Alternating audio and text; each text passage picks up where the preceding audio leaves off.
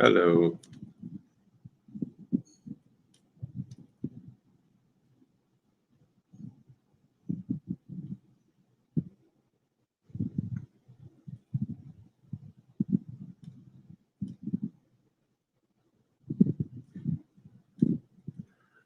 Hi, if you're here, please say hi.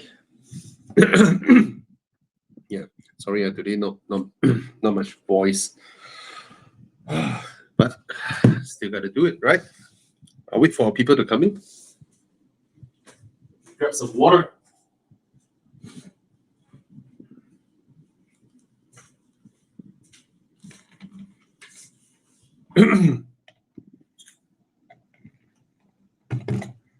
Hi, Hossein. Pervez Hossein. Well, where are you tuning in from? Hi, Theodore. Hello. Hi, CVM. Hi, Darren Fu. Sorry, I'll be doing this a lot tonight. Hi, Benny Law. Hi, Hossein Imran.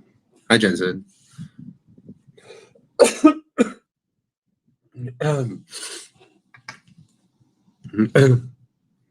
Sorry, if it annoys you, maybe I don't know how else to to not have the sudden. Yeah. If it annoys you, I apologize first. All right. Hi, Tei Ching Hen. Hi, Corwin. Oh, Johor. Yeah. Sorry, I assumed from your name that you're from another country. Apologies. Yeah. Yeah. Yeah.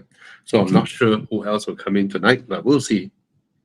Yo, Gary from Henan.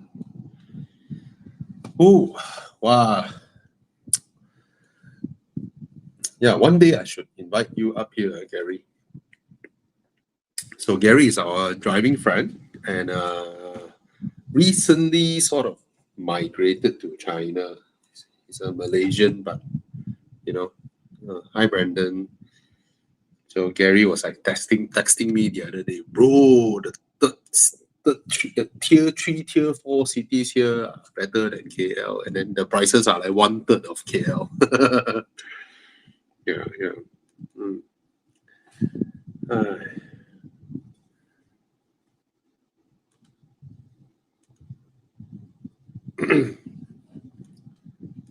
So it's like, okay, I learned this word from a Chinese lady who migrated to Malaysia. All right. So she called it geographic arbitrage. So basically, is like, okay, the short answer will be someone who works in Singapore all his life and then comes and retire in Malaysia or Thailand or Indonesia. So it's called geographic arbitrage. So that lady is from Shanghai. So if you're from Shanghai, you can come to KL and geographic arbitrage your economy, basically earning from a higher income city and then retiring in a lower income city. But if you're from KL, you can go Henan. Hi Bobby, what do you think is a better buy? 981 for 180K or 987.2 for 118K? Well, conventional wisdom would say if you can afford both, even though the prices there's a gap, right? But 987 prices haven't changed much over the past few years. They've stabilized about 100, 120K there. But 981 for 180K, you better snap it up. If I were you, I will snap up the 981 because I think the 981, to my eyes at least, is the prettier car. Yeah, it is prettier. 981 to me, to my eyes, right? More modern. Whereas the 987, 97.2, is it Boxster? If you were to ask me to choose between a Boxster and a Cayman, I'll go with a Boxster. But I understand Cayman's appeal and practicality as well. Cayman is more practical, actually. Right. Hi, Derek. Hi, Kevin. Yeah. 981, 180K. Okay. Okay. But a lot of seasoned Porsche owners, like the real drivers, they say 987.2 gives a better drive.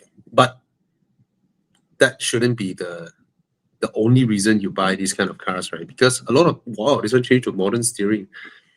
A lot of Porsche owners who have been through the whole Porsche game, right? They don't bother about the prestige anymore. They're in search of a better drive. Then they go with the 97. But I also understand a lot of people who buy Porsches, not just you want the sports car drive and image and power and whatnot. You also want the prestige, right? Yeah, like I mean, I bought a broken Porsche. I'm not aftering like, wow, Porsche build quality, Porsche what. I'm not aftering that. My car's interior is like crap. When I bought the car, it's crap. It's it doesn't run, doesn't run well. So yeah.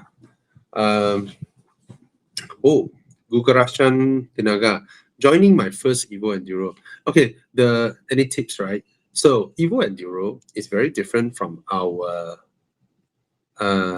morning drive or other drives where everyone group up together. Wow, we're all friends. The whole journey together.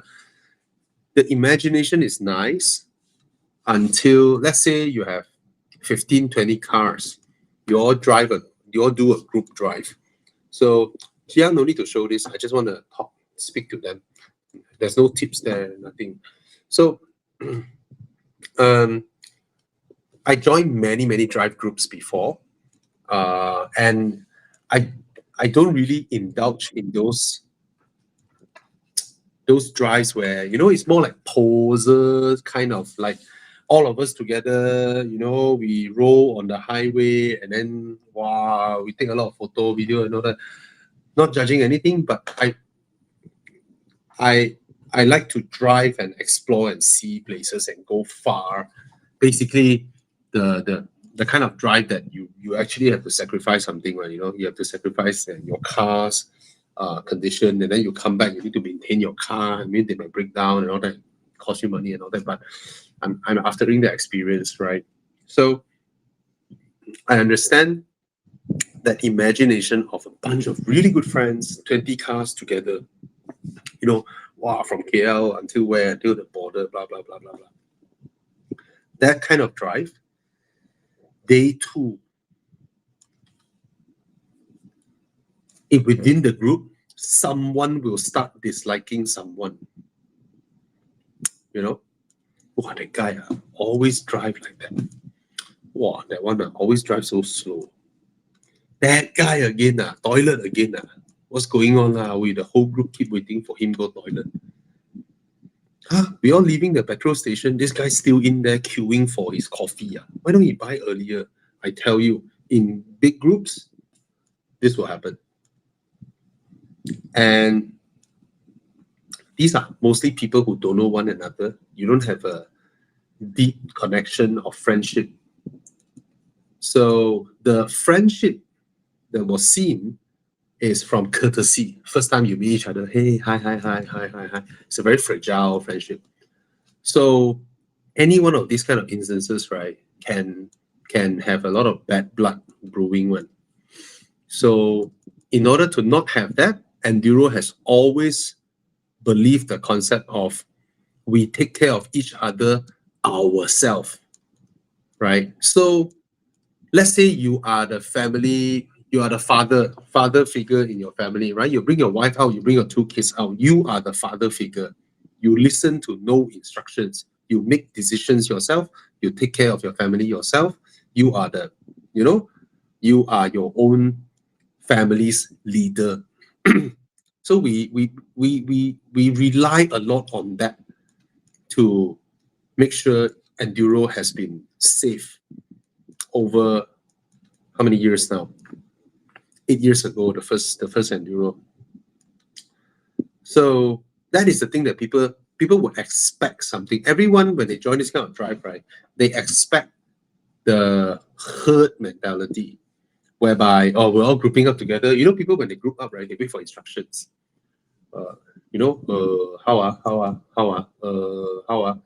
Hey, how come no instruction one? Actually, the guide that we did, the digital guide that we did, is all you need to know, where we should be the next stop. And another thing, when we drive in 10, 15, 20 cars, right, we will eventually form into a line that has broken bits and constantly trying to catch up. Sometimes someone within the group is tired, but he felt embarrassed to let everybody know, please stop because I'm tired. Another person may hold his pee because everyone is still driving. Maybe everyone has some reason to stop, but because everyone is embarrassed to voice out, then everyone is suffering. You know? So, and it's actually distracting one.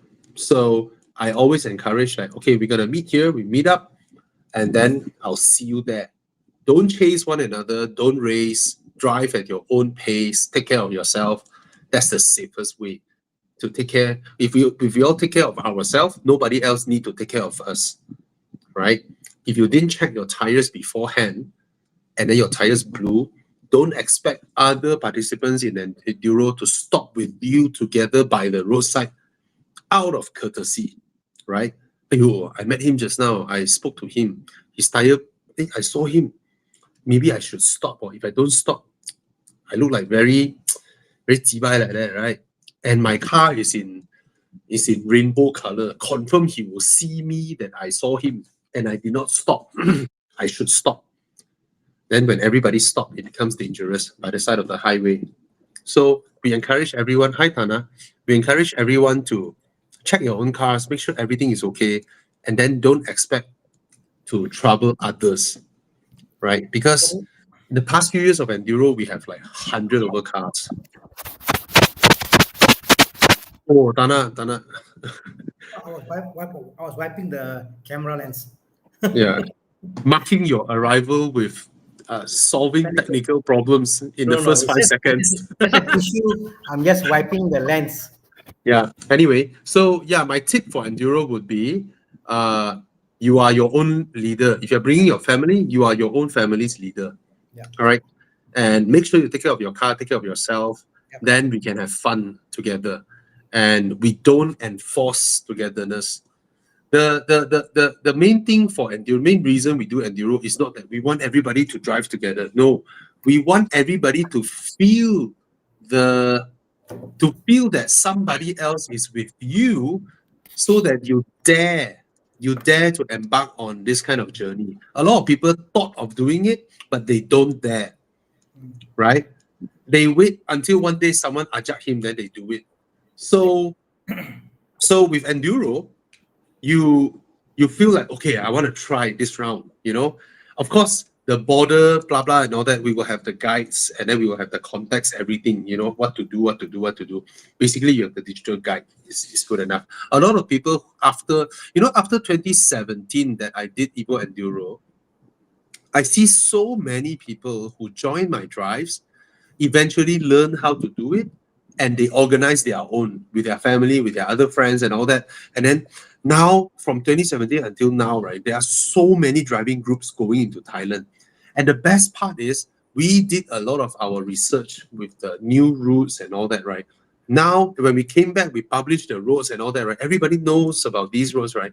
More and more Malaysian groups go into Thailand using our routes that we found, we planned, you know, which is a very nice thing, because that's what we wanted. We want people to you know, don't just buy a car, keep it in the garage in hopes of maintaining its value, because we only live once, and go explore more, go see more. I know I say like that, but every time Thailand only. Yeah. But of course, if my currency buying power is as strong as Sing dollar, and I dare to venture a lot further, and you know, it's just, you know, eventually we still have to come back to work. We still cannot spend that kind of money. But of course, I hope maybe one day, one fine day, we wake up, 1 ringgit converts to 10 US dollar. You know, 1 ringgit to 8 Sing dollar. Wow! I I, tell you, I think more than work, I think is the family, because we got yeah, family here. We got to come back within an X period. Kids at school, whatever. We are tied to calendar deadlines, but we do yeah, yeah, get yeah, definitely. break, use it. Mm, My tip on the first enduro is do what we call as a shakedown drive. You all of you got insurance. All of yeah, you throw your car from wherever it is to the nearest station. Do a yeah, drive, Terengganu, Pahang, yeah, do a shakedown drive. If you can survive 500 kilometers in one day, going around Semenanjung, whatever, your car yeah. can make it to Thailand, no issue. And the mechanics in Thailand are actually quite capable. They're quite good. So I don't think it's an issue for you to drive your cars to Thailand. So And there's another thing that I noticed, right? I mm, noticed a lot of people who join Enduro over the past 5, 6 years, mm. their friendship circle has changed. They forged really good friendships, and now their immediate circle of friends are those who went Enduro I'll together. give you. I'll give you. I think no one can tell the story like me. Okay, all of you now know Tana as Tana car guy, Tana workshop, Tana BMW expert, Tana whatever lah, whatever you think I am lah. I'm not saying whatever you think whatever f you think I am lah. Okay, 2017, I didn't know Bobby, correct? Yeah. I saw Bobby's video for the first time. And Mm. then Bobby, and I'm a person, I'm very hot-headed and very, no one can challenge me. So this idiot, when Chinese fella said, you live once, you don't buy, all these things. Then I'm like, what is he talking about? So I said, screw it lah. So I bought my Audi. Yeah. Then I went to Werns. I see Bobby at Werns. Remember the Werns, the Evo Clubhouse? Yeah, the first Evo Clubhouse. Yeah. Yes, I went there. That's my first time meeting Mm. Bobby. Oh, Bobby. Okay, fine lah. Okay, fine. Me and Mark were there. And then, and then I went on Evo Enduro. After that, all this thing you see here in front of you, all that is from there. That's a very short time frame, If you think about it. From there, my tolerance to Audi, BM, Porsche, all that came from there. Everything I am in this automotive thing is from Bobby. Oi.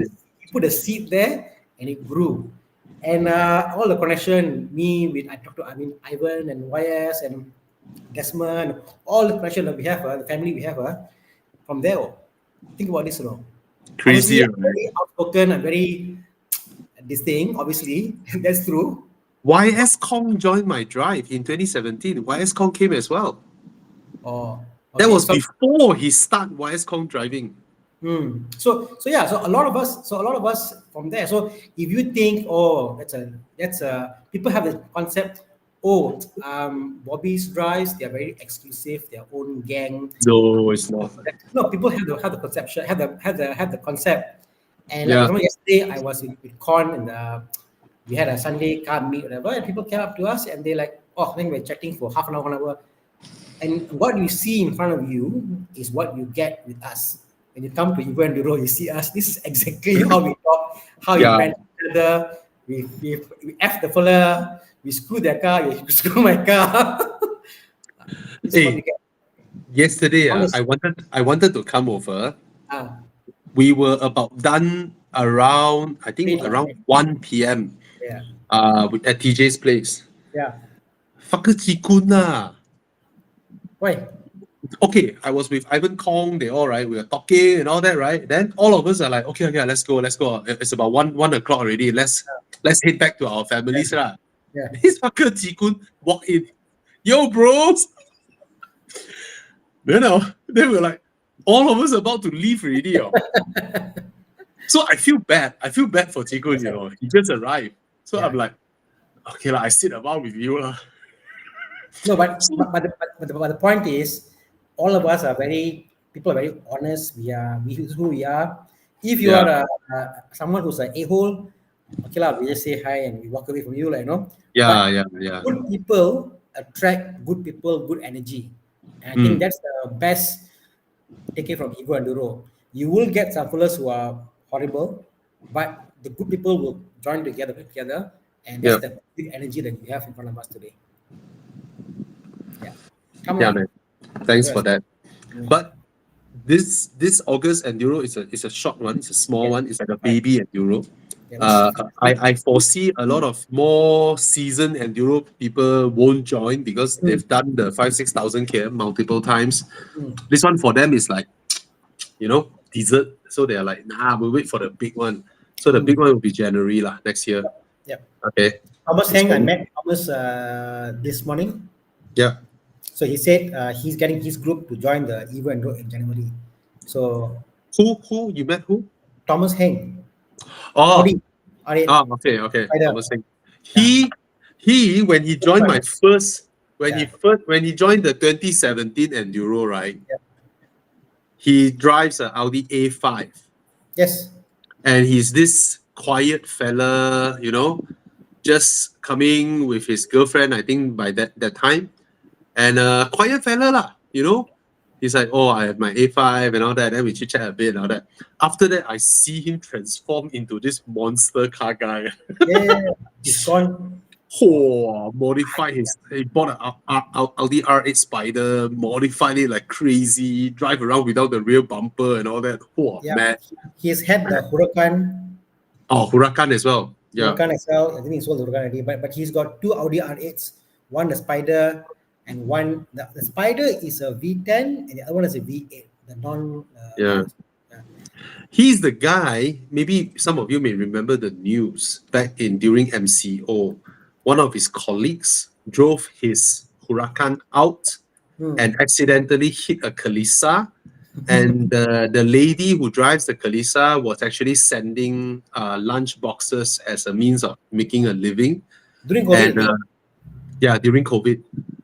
Then they crashed her Kalisa, but they bought a Myvi and replaced for her, which became like a news thing back then. Yeah. So yeah, that's our good friend But it's like Thomas it's not Heng. basically they repaired the car and they gave Uh, her another car basically. So the Viva went for insurance claim, but when they gave her a Myvi on top of that, and the Myvi was wrapped. oh, on top of that, right? I love Another that. car, right? Yeah, Yeah, correct. yeah. They wrapped the Myvi in her lunchbox business Correct. livery to help her promote her business. Correct. What a wonderful thing. Anyway, yeah, these are all the wonderful people that we met in Enduro, and all of us transform one another together. Mm. So that's the Yeah. So I yeah, had to play breakfast with him, so it was nice. yeah. Okay, let's answer some questions. Okay, guys, we're gonna Yeah. answer from the latest question because I don't see a lot flying in. But if you've asked earlier on, please repeat your questions so we can answer you again if we missed it. Bobby, let's Okay. do this. Yeah. Oh, I like this So one. I love the previous gen CLS 400. How was the drive comparing the same year A7? okay, you want to answer this, or I mean, I've driven both. Yeah, same Yeah. here. The CLS is a GT cruiser lah. The A7, when you want to push it, it can really grab. That's what I felt, Mm. But the CLS looks good also. A7 looks good. A7 hasn't improved much in look in design wise. So I'll go for A7 now. I What do love you the CLS as well. Okay, I love both cars. I love Mm. both cars. Interior wise, there's no comparison. The A7 interior is way nicer than the CLS interior, but the exterior of CLS is really nice lah. It's really nice lah. Look at that. Both cars still look modern though. Yes, but the A7 looks timeless. One looks Yeah, modern, one looks timeless. yeah, but this facelifted CLS also actually both are nice lah. What's the next one? Yeah, and I assume the running costs of the CLS should be better, should be slightly better. Uh, Definitely the engine is more fuel efficient than the A7 engine. The A7 engine, no joke, that one consumes a lot of fuel. All right. So I think They both should put cars a are limited great. button. They Yeah. should put a limiter button on the 3.0. You know why? Because you don't put in, you don't just press, Yeah. oh, the flip meter, it moves like with the Yeah. speed. Performance wise, the A7's 3 liter Ah, performance beats the Mercedes one. But correct. the Mercedes one, right, still develops reasonable power, but a good fuel consumption for a 3 liter turbo. We cannot compare to 2 liter turbo. By no means they are considered fuel efficient in the general scheme, but the A7 is definitely way thirstier than the 400, the CRS 400. And I would assume the CRS 400 will hold value better than the A7. Yeah, But the all right. A7 is a bit cheaper, I guess, also. Yeah, A7 is cheaper. Yeah, Yeah. okay. Um, Interesting question. Yeah. Thank you for Okay, that. Rajendra Rao. It's called CSB Pro in Sunway. CSB Pro in Sunway. Okay. So this one, not so much about refurbishing the headlamp. Refurbishing the headlamp is by the way they will do it. CSB Pro is an expert in designing advanced lighting system for cars, and they can do it aftermarket style or they can do it mimicking your original style. They are actually a high tech company. They do a lot of their own patented stuff, you know. So and they're not cheap, a few thousand ringgit you're talking about. But if you're talking about shops that just refresh your headlights, maybe change your bulbs, make it look fresh and clean, there's one in Sunway called WRC.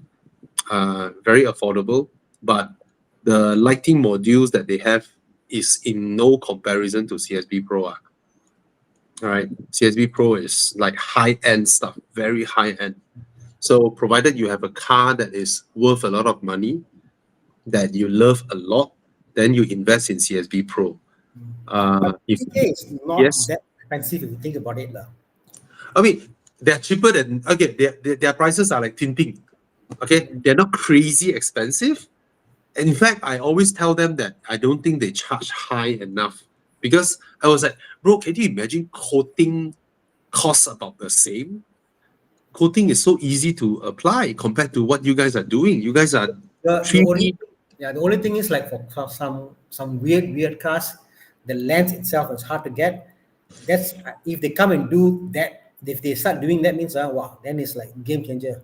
Yeah, they do their own 3D scanning and then 3D modeling, designing your modules in CAD software, and then 3D print using metal 3D printing, not plastic 3D printing, is metal. And then they build the module, measure the lighting and all that. All that is high-end stuff, which Yeah, I think charging what would be the cost of high-end tinting or coating yeah. is too cheap. It's too cheap for the work that they're doing. I almost feel like if let's say Proton was doing R&D for their headlight, how much would it cost? They are doing R&D for headlights Yeah, as a yeah, yeah, company, not as a yeah, department of a yeah. major company. All right. Uh, oh, Yeah, oh, Starvage yeah, 2011. Your family love it. Oh yeah. I mean, if you let them do, I mean, the Starvage is not worth a lot of money lah. But if the family love it, then you plan to keep it. Then, or they can really solve your lighting problem, man. yeah. Is and the best part is everything they do is legal in a way whereby it doesn't. They already done a Starvage. Wow. Oh, you are in luck. They have done a Starvage before. Means, it's literally plug and play. That means they have the figures. They don't need to measure your headlights again. They can immediately do it for you. Yeah, that's nice. All right. So go see them. Okay. My Yeah. problem is I don't know which car I love more. Okay. Raj Singh. Wow. DB12 or 911 Turbo S. You know the funny thing now, right, is that 911 is so popular that they have went into price range of supposedly cars that are belonging in the higher echelon, you know. So just a few years ago, a Turbo S should be around the price point of, I don't know, below 1.5 million, you know, it should be below 1.5 million. Yep. And a Carrera should start from somewhere, 700, 800,000 from there, and then That's a long while reaching the ago. top. Sorry? That's a long while ago for Yeah, 700K. 7, 8 years ago, probably. Correct. I guess Yeah. currency exchange. That's why. No, they know their popularity, so they raise their prices from factory there. So Mm. now a 911 Turbo S is of but granted, credit where credit is due, people see 911s as the equivalent of Ferrari or Aston or Lambos already because of social media, because of they are the preferred choice and all that. All right. I think, um, have you test driven both, Raj? You really need to test drive both.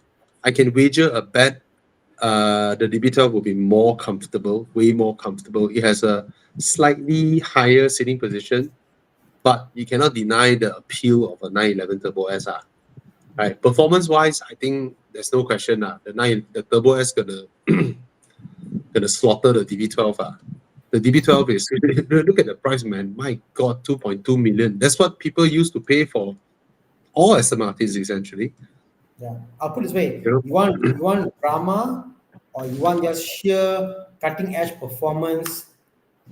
Perfect. I mean, the 911 Turbo is perfect cutting edge performance, no drama, hugs the road very well. The Aston Martin, there'll be more drama, more grandeur. Get out Yeah. of going somewhere, being in there. So yeah, Oh, so Raj has test driven the 911 Turbo S. I think Aston Martin KL has a test drive unit of the DB12, yeah. right? If you don't know them, I can help you hook up with someone in there. I know them, they're very nice to me. So the DB12 interior, in my opinion, is of way higher quality. However, 911, the base one may feel plasticky. That's because they want you to spend money to spec up your car. But if Yeah. you're buying a Recon, 2023 Recons, you get what there is, lor. Yeah. Lor. So yeah, the interior is very high quality. Okay. So I think you go test drive both. It's a All car right. you'll buy, and there won't be any other car in the same thing that is. You feel like, oh, I should have bought an S, I should have bought this, I should have bought Targa, I should have bought. The Aston Martin won't do that. You buy that Aston Martin, yeah, that's it. I'm happy with Aston Martin for what it Yeah. is. Yeah. So, So yeah, if you felt like there are too many 911s on the streets, and you are right, there are too many. So sometimes having something different is nice. yeah. Oh, Yeah. yeah, it's like everyone. It's like 911s are like Dato Streets nowadays. Everywhere there's one Dato Street. Okay. Um, Sean T. The appeal of Supra is no question. That engine. I was at Genting Gotong Zeus Coffee the other day. Every Supra that passed by, right, they sound brilliant. They sound brilliant. The 3-liter BMW engine is just, yeah. So the A45s are very effective, very easy to drive fast, extremely easy to drive fast. Stock versus stock, I think no challenge. The A45s are faster, but the Supra, nobody keeps it stock because that engine is so moddable, so resilient to modding. You can go different stratosphere with that. Okay, but have you test driven both? See which one you like. I think, of course, A45 is more practical lah. There's more reason to keep the car longer over the Supra. The Supra is just a two-seater, two-door, pretty harsh riding, harsher than A45. All right. Yeah. Aston, yes, the Aston looks damn good. Okay, Looks so damn some good. we got some. Okay, Okay, yeah. just a yeah, quick Mm. one. Guys, plan to purchase a C9 Omoda to replace my 5-year-old X70. Need opinion from you guys. The C9 Omoda is amazing. It's amazing, man. The build quality, the solidity, the engine power, blah blah. Everything is fantastic, except for the fact that first gear jerks a bit, same like the Peugeot. Both are using a very reliable, very well-known gearbox, the 8-speed iSIM gearbox from Toyota. So even though you feel a little bit of jerk, don't worry, there's no problem with your car. That's the character of this iSIM gearbox. Somehow, when it's not fitted in a Toyota, because in Toyota and Lexus we don't feel that jerk, but in other brands it happens. I think it's more down to tuning. But you really experience the high quality interior, the solidity. It really feels like an upgrade from the X70. All right, so you can go ahead. I think it's really nice. Yeah, Tana, you want to pick some questions? No, I picked the one that Chiang has picked. Hey, Bobby Uh, Tanan, what do you think about owning a E53 Aqua Diesel? Is it a ski because M57 is rare? I don't think it's rare. I think there are quite a few in the market. Um, it is reliable, but the injectors, I think out of 10 diesel owners, maybe one or two would have serviced the injector. All of them use it to death, lah, you know. So the injector is the only thing you got to worry about. Um, yeah, injector oh, use what is parts, the right? old one? Yeah, Oh, very yeah. the E39 SUV. Yeah, lo, correct lah. The interior is exactly a E39, lah, no? I had I had this in the 3.0 M54 engine. I actually liked the car. This SUV was built when they own Land Rover, is it? Land Rover, and Yes. and a lot of the things in the car, for example, the hill assist, the hill descent assist from Land Rover, the doors, close the doors very strong, very heavy. Everything about the car is so built, is overly built, overly engineered. It's very Then handsome, this car. yeah, yeah. I mean, Bobby, you drive the car Uh, today, you find wow, uh, this car is so hardy, exactly a Range Rover feel. The back, that tailgate open, basically a Range uh. Rover. You can just sit on it. It is so hardy. I don't know how to explain it. So it's well built, nothing to worry about, easy to maintain. Engine is easy to maintain when it's M54. The diesel is good, but yeah, injector, that's the only thing. Injectors. Bro, it's handsome, this car, now that I look Yeah, at it. yeah. Bobby, you know how Damn much to get? handsome. You can Huh? get 8,000. yeah, 8 10,000 can get the 3.0, Yahweh. and it's super reliable, Bobby. The engine is so cheap to maintain, easy to drive. Handsome way. Yep. Wow. The tailgate is perfect, you know. The tailgate opens up. The Yeah, you perfect can sit behind. exactly because it was built during Range Rover. All the car parts are from Range Rover, you know, the way they built it. So Mm. it's the first SUV from BMW. So they made it really robust. Like you can see there, it opens up, it falls down. Where's the other one? The bottom piece. The bottom piece. Sorry, Wow. it's a top piece and bottom piece. That's a top piece. The bottom piece also comes down. Bro, I'm Find a looking picture. like Yeah, right. I'm looking Look at at this one. here. Yeah. Wow, Yeah. I'm looking at one that is absolutely beautiful. The inside, outside. I remember I sold mine. I sold mine for 15 lah. So all This that one lah. that I'm looking at is damn beautiful. And when you buy Bobby here, you spend Uh, about 2K, you delete the SS on the car, the rear SS, and the car is yeah. super reliable. You can convert to the original BMW stock springs. Fuck me, gorgeous with the car. Yeah. Damn. 3.0 Bobby, that's the one to get lah. 3.0. But not much Push. power lah. This kind of 3.0. No, Bobby, you'll be surprised. The way the gearing is, top end is not Mm. there, but the torque is there to from 0 to 100. Oh, Uh, wow. Four-wheel the drive. facelift not so cantik. The pre-facelift prettier. Yeah, minus pre-facelift. Get it? Get it? No lah, no lah, no lah. Not the time, not the No, I time. mean, talking about Virgil. Get it? Go ahead, get it. Come and see me if you want any help. But yeah, get it. Yeah, yeah. Very nice way. Okay. Okay, this one I don't know what to say. Hi, Bobby. Alpina B3 versus M3 F30 generation. I always felt, provided the Alpina that you saw is sold at a reasonable price, because every Alpina seems like, ooh, I deserve 100K more than an M3. You know, they always have that thinking, which I don't really agree. So, provided you want to be the coolest person during a BMW meet,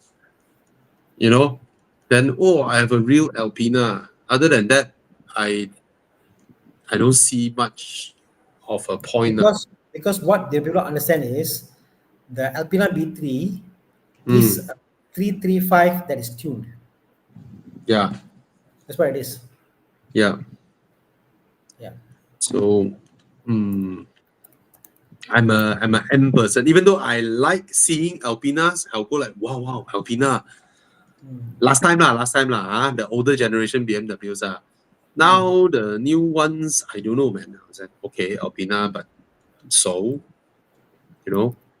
they look cool. You have the wheels and all that. It's cooler than an M3 lah. But again, all of them asking ridiculous prices. So, what to do? Yeah. Yeah. I don't understand their existence in the current, current market wise. I don't understand their existence anymore. Which car? Alpinas. Because Yeah. back then, during the NA period, squeezing power out of a car is difficult. And M3s always have special engines, and then they go for racing tune kind of mod, whereas the Alpina go for more touring kind of tune. So there's a very unique twist to it. But now, in an era where whatever AMG is also comfortable, I don't see the appeal of, because, okay, put it this way, M cars are no longer the M cars back then. Back then, M cars maybe will have less soundproofing, Gila one. thinner glasses, like Yeah. really track tuned for track Tune. use. Yeah. But now it's more for marketing, more for trying to snatch people away from Porsches and get them into BMWs and AMGs. So all of them are so comfortable, all of them are so civil, they have great sound system. So it's no longer the racing derived and the motorsport derived. When was the last time you see BMW join any motorsport activity? I mean, Audi races more than BMW, Yeah. right? To me, this is it, like, I mean, in this scenario, the F30 M3 S-Fuel engine is a proper M engine. The Alpina B3 is not. It's just a B58 tune. No, it's M55 B3. Yeah, it's a 335 engine. It's tuned, like, and then I always say that F30 onwards, I find the M4 carries the M3-ness. You know what I mean? Oh. The M3-ness of a car was the two-door sports coupe. Yeah, man. Yeah. So when it came to F30, they made the 4 series, obviously. So I find the M4 is the true M3 M3. almost. Yeah. And of all the M cars, the Yeah. M3 has always been the pinnacle of all the M cars, the M3. Yeah. Yeah. That pinnacle has been given away to the M4 starting this Yeah. generation. So I'll get a M4 like, basically, bro. That's my idea. Yeah. And M4 costs less than M3. Yeah, M4 is for that. Yeah. You get an M4 CS competition, wow, halal, mati. That one is crazy. Come. We're going to skip the earlier question, sorry. So if you have any questions, please ask. I'm going to stick to the most current question, so it's easy for us. How to join Evo Club JB? Drop us a message to our admin, and he'll put you in touch. Is that the way? Yeah. What do you guys think of the new CRV and what spec to go for? CRV. Can't comment much. We need con for this. I mean, I don't know, man. I mean, Mr. Mortal 2020, I think if you have a few that you are cross considering, then you can put it here, then we help you narrow it down. But questions like this, we don't know how to go about it because actually, I always just say, don't have to get the hybrid and pay so much for it because I think Honda, right? I think that day we just, I think it was just yesterday. Our friend Felix, he said he bought the Harrier Turbo for everyday drive. Then he was like, "Wow, the fuel consumption is crazy." Then I mentioned something. I said actually, when it comes to turbocharged cars, the Germans are still more efficient. If you look at Mazda turbocharged cars, they also drink fuel like crazy. Toyota's 2-liter turbo as well. But the only one that did turbocharging and still fuel efficient and still powerful enough and reliable enough is Honda. So Honda's 1.5 is actually pretty efficient. I mean, not very fast because the car is so fat, so big. But I think nobody will say, "Oh, you bought a CRV and you bought a wrong car." No lah. That car has always been like the bang for buck car. Yep. Except I mean, Japanese car interior versus Chinese car interior, there's no fight now lah. There's no comparison even lah. Huh? I mean, Japanese interior can't even compete with Korean car interiors. But out of all the Japanese, I think Honda not bad. So you just buy whatever that fits your budget lor. All right, but 185K, that's not quite a bit of money. Tana, for us, 180K, we'll buy a used Cayenne, right? Oh, 180K. Yeah, man. Right. We'll get a used Cayenne, right? Yeah, 180K. Yeah. Wait, 180K, a lot of money. Yeah. A lot. And I'm not saying because they keep saying buy used car. No, some cars can buy new. Yeah. It is still. I have a feeling they play a lot with the gearbox. The gearbox whines a lot. That's how they get the fuel efficiency. It revs high, low. Yeah. Gearbox. That's how they play the fuel efficiency game. Yeah. Bro. I think you can get much lesser for a Cayenne, used Cayenne now. No, see what year lah. The 9YA generation 135. Yeah. 168, you can get facelift. Exactly, yeah. Wow. Yeah, Bobby, I will get this. Check out the price for 958 now in the market. Oh my god, so cheap. Yeah, below 100, 958. So 3.0 diesel, my favorite option, 3.0 diesel 958, cheapest in the market now. 160K, 3.6. Wow, lovely, man. Lovely. Oh, I will buy this. I will definitely buy this. What is the cheapest 958 Cayenne diesel in the market? Bobby, yes. Wow, 49 but the one V8 lah, the V8. No, forget what you're saying. Cheapest Cayenne diesel in the market is 5.2. Hybrid 10K I mean, don't look at hybrid lah. Hybrid, the one is got problem one lah. This guy got issue lah. Unable to start. Problem in hybrid battery. Yeah. No lah. This one no lah. This one for parts already lah. Nobody would refurbish this car. Cayenne 3.0 diesel. I searched is 5,200. Wow, 55K. Walao. Yeah. For 50 odd K for a Cayenne diesel 8, so modern inside. This guy is fantastic. Yeah, but it's old lah. This one, bro. Just now the one I showed, right, 160K. Look at the seat adjustments. Jiang, you zoom me up. Look at the seat adjustments that you get.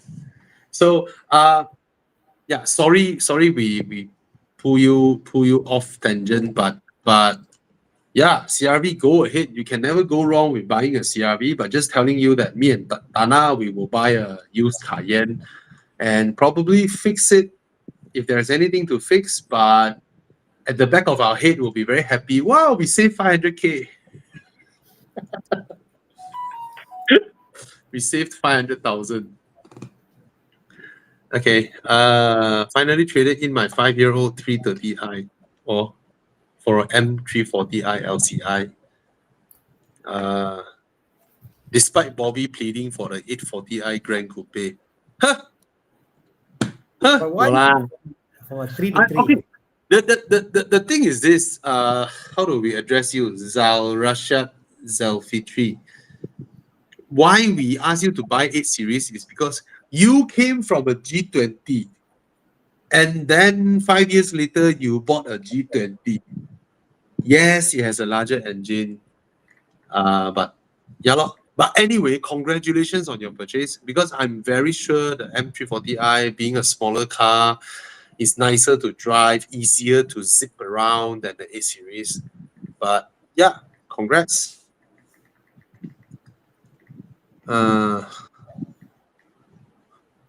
Okay. Hey. Oh, Mortal say the CVT is quite put off. Yeah, but I mean, during test drive, you tekan, of course, it's annoying lah. But after you bought the car, you use it daily, right? You just be cruising normally. The CVT won't. CVTs only annoy you during test drive session. You get what I mean? Because when we test drive, we tend to full throttle the car. But if you're using it as your daily car, you won't full throttle all the time. You'll just be driving smoothly, and it's nice. It's actually nice when you drive smoothly. All right. Yep. True. Oh, thank you, Pervez Hossein, for the super chat. 150 to 200k cash or loan. X5 2020 630i GT. E300 CP means what? Coupe, I think. Ooh. Okay, if you can take the coupe, I'll buy the coupe over the others. Yeah, I'll get the coupe. Yeah. The coupe won't age lah. The rest will depreciate fast lah. I think. Yeah, you spend 150k, you look like you spend 1 million. Yeah. I won't get a Yeah. GT.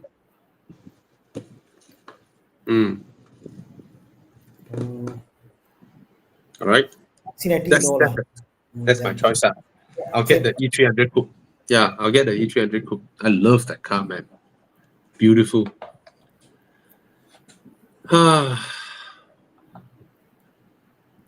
Wow. You okay, Tana? Okay. Anthony Tan, 5,000 ringgit for a Sangyong Rexton. Go ahead, oh. 5k. But like what Tana mentioned just now, 8k, you can get an X5. And I believe, but I know the Rexton use a lot of Mercedes parts, right? Old Mercedes engine. Almost joined. Right. But the thing is, diesels, when they're not well maintained, 3,000 ringgit for diesel injectors. You want to spend money on arms and all that stuff. Anthony, you spend 5K.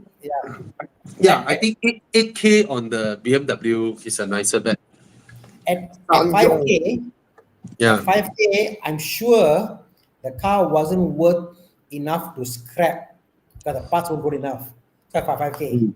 Because all good enough to scrap the car, no more money. So Yeah. I will, All right. yeah. So Perverse Hossein said for family of 4. Yes, the rear seats of the E-Class Coupe is very spacious. If it is for kids, no problem. But even adults like us can sit comfortably behind. So if it has ever crossed your mind, try it. Because at 150k, anytime you want to sell the E300, right, dealers will take it because there's a lot of demand out there. And they won't press your prices too much because it has dropped down to this kind of value now. I think you can buy the car and sell it within the same year, right? I don't think you will lose much money. All right. Hi Thomas. Hi bro. I like that. Have you developed jet lag coming back from tropical UK? No. No jet lag, I just demo at that, right? And then he's driving his J Cool now for I think almost 1,000 plus km. You know, he told me, right? He said that he makes around 60 kms a day, right? And he's by his calculation, he'll probably only pump his petrol once a month. What the hell? That efficient? Ah? Yeah, because he drive from Segamat to Gemas, and then he goes, Yeah. and then he charges his Oh, plug-in charges. vehicle charge when Ah, you don't need when you go back home at 7 o'clock, 6 o'clock, you plug it in and you do whatever, right? By the time it's come out, it's full already, lah. So, but that's like he doesn't even know when the EV or when the petrol engine is running. exactly. And Exactly. You I asked wouldn't him, know. is it cheaper to run than your Santa Fe? He's like, yeah, cheaper than my Santa Fe. He's like, I don't see the point of diesel anymore. Do you know last time in the Volvo group chat when I had my XC90, right? Yeah. There's this guy where his office is not very far from home. Uh-huh. So he was like, whoa, the last round I visited a petrol station is like more than a year ago. So all of us is like, your fuel inside, wait, expire already, wait. Yeah. Better put some fuel cleaner or something, right? Yeah, your RON 97 left 79 only, wait. Anyways, Langkawi is nice. I mean, I got to find a lot of nice places to drive, nice restaurants, nice cafes, because the locals Aye. around. Our Yeah, friend different level already. Invited by McLaren. Whoa. Invited by McLaren. I had to pay my own like I had to pay for myself to be there, bro. We want to pay also cannot. You know what? You know some hotels, right? If you book their larger suites, right, you get to access some lounge with free flow, Ah, right? ah. So there was this time me and Cass was inside. Then we heard one guy bringing his girlfriend or what lah, young couple lah, Ah. at the entrance there, ding donging with the staff, you know. Then he got really pissed, right?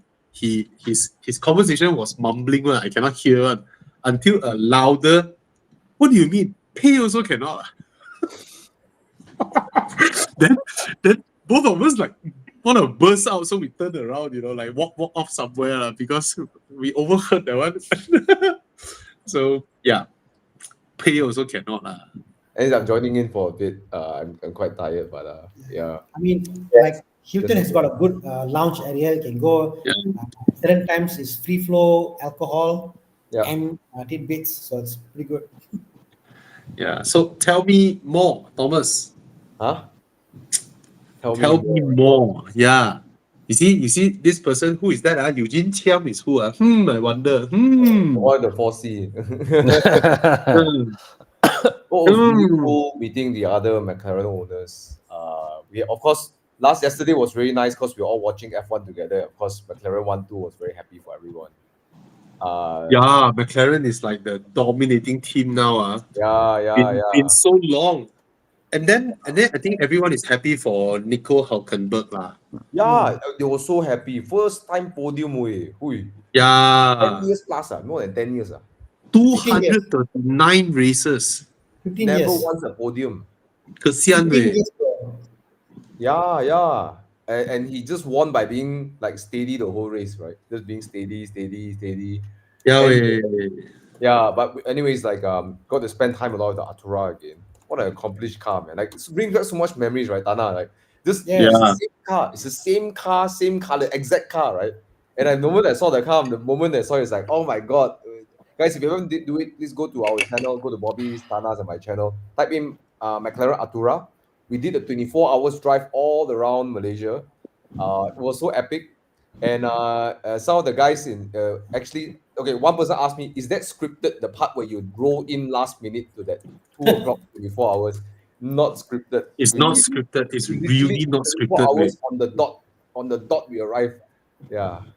I tell you, my heart was pumping. I was like, fuck, can Thomas make it back? It's like, wow, in the nick of time, way. Yeah. It's crazy, weh. It's crazy. But spending a few hundred kilometers maybe close to 100 plus kilometers on McLaren, it's so accomplished. Like these cars, they handle extremely well and so comfortable at the same time. It's like it's like black magic, like their suspension. Really, Yeah. and of course the power is incredible. Like, you know, but it's not the kind of oral drama like like an Audi R8, right? Nothing Yeah. like that. Nothing like the sorts of the Ferrari NAs and Lamborghinis. But Yeah. once you get the car driving, and then you go to one corner and after another corner after corner, you just get absorbed in the world, man. Yeah, yeah. So Yeah. is Edward Chu asking this question? What do you guys mean with the new post Kasian McLaren owners nothing to upgrade to? Huh? So Who posted so that? this I made that post. Oh, You see, guys, I mean, we've driven a lot of cars. I mean, we are not race car owners, but we are also not billionaires. Okay, we are not billionaires. Let's put it in that context first. So there are cars where you buy and you can actually really use them and drive them and play with them and go fast, blah blah and all that. And then there are cars where after you buy, it's more like a exclusivity thing that cars like Senna, cars like Speedtail, cars like what is that Ferrari single seater car? What is it called again? That what is that? The those F1. ex no. There's a single seater, then there's a two seater, no roof one. That Alva, kind of Alva, special build, huh? Alva. Alba is McLaren one. Ferrari one, I forgot the names. Monza. Monza. Monza SP1, SP2, right? Yeah. And cars like Pagani, cars like Koenigsegg. I know multi-billionaires, they will use their cars, but what this actually spun off a conversation that I had with Monza, that I had with Thomas. I was like, hey, come to think of it, if you are in pursuit of like absolute driving enjoyment, speed, power, and really usable daily, that kind of car, right? McLaren is at the very, very top. And to upgrade, right, you are going into the territories of cars that cost 12 million, 15 million, because there's literally nothing there that sort of beats the kind of package that McLarens give, Yeah. So you work hard. Okay, you bought your Porsche, you bought a Ferrari, then after that you dare to try something different. Then you go into McLaren. The moment you go into McLaren, right, you're in a whole new world of handling, ride comfort, performance, outright capability, right? And then suddenly you're like, what's the next car? Because I mean, a top tier McLaren can easily tapao a Pagani on a racetrack or whatever, easily, right? But of course they are of a different price point. So there's like nothing up there that you can go into, and like let's say you bought a Carrera, or you can upgrade to a Carrera GTS, and then after that you can upgrade to a Turbo, and then GT3, and then GT3 RS. All these are cars that are priced around 2.0 million. You still can enjoy your drive and all that, whack them, go Thailand and all that, right? But as you upgrade until you reach this kind of level, right? This kind of driving enjoyment, right? You're like, oh, what's up there? Everything up there cannot afford. or after you buy, you cannot really like go crazy with them. So that's why that tongue in the cheek kind of post. But of course, if you're a billionaire, you can drive your Koenigsegg and join Gumball 3000, right? Like no issues, right? So yeah, that's what What Bobby is saying is, you must Yes. feel fortunate. We are poor because we got things to upgrade to. Yeah. I mean, you buy a Bugatti, it will not be as enjoyable. You will not be as enjoyable to corner as a McLaren, right? Yeah. So that's what we meant now. That's what I meant now, right? Even though the Bugatti is way more expensive. In short, right, is the only car among, like they say, the top sort of supercar makers that offer like hypercar, like really racing kind of like bones. Yeah. Don't say tech, Yeah. bones, carbon top, right? Lightweight philosophy. They cut here, cut weight there. They produce cars that are below like 1.3 ton, right? Lighter than the competitors. So they mean business lah, right? Yeah. Yeah. And some people thought, wow, so nice, people who can afford cars like the LaFerrari, 918 GT, this kind of cars don't depreciate. That's the problem. When they don't depreciate, people don't dare to drive them. But cars that depreciate, people drive them like crazy, and then you get all the enjoyment. Cannot afford to join Gumball. Gumball joining fee is like what, 200,000 US dollar? More than the car. Yeah. It's like $200,000 to join. 160,000. How to join? No? Yeah. Yeah, lor. Anyways, yeah. But it was cool to always spend time back in the McLaren. It's like, at least for someone like me who likes driving, Mm. who likes to feel the car's dynamics, is always very refreshing. So it's nice Yeah, to McLaren's positioning is their cheap, their entry model must defeat everyone around them. So they are designed like that. They are designed to defeat all their peers. yeah, Everyone same price with me must be destroyed by me. So that's McLaren's positioning. yeah. Yeah. And they got no SUVs or four-seater, whatever. Baby So coming up, bro. SUV coming up. I mean, Coming already. Maybe Yeah. one day is McLaren S600, not 500S. It's S6 for SUV. And, and, S600. and that's the scary part because this brand is so performance racetrack oriented, Yeah. So it's very scary for McLaren to go into SUV, which I think if they want to open up to more to appeal to more people, right, they should look at the Koenigsegg Gemera and offer something similar, not at crazy 3-4 million US dollar. I think the Gemera would be a very good Good example. step for McLaren to take without selling it at crazy prices, but allowing people to have that kind of supercar look and then with bringing their family along, like the Gemera.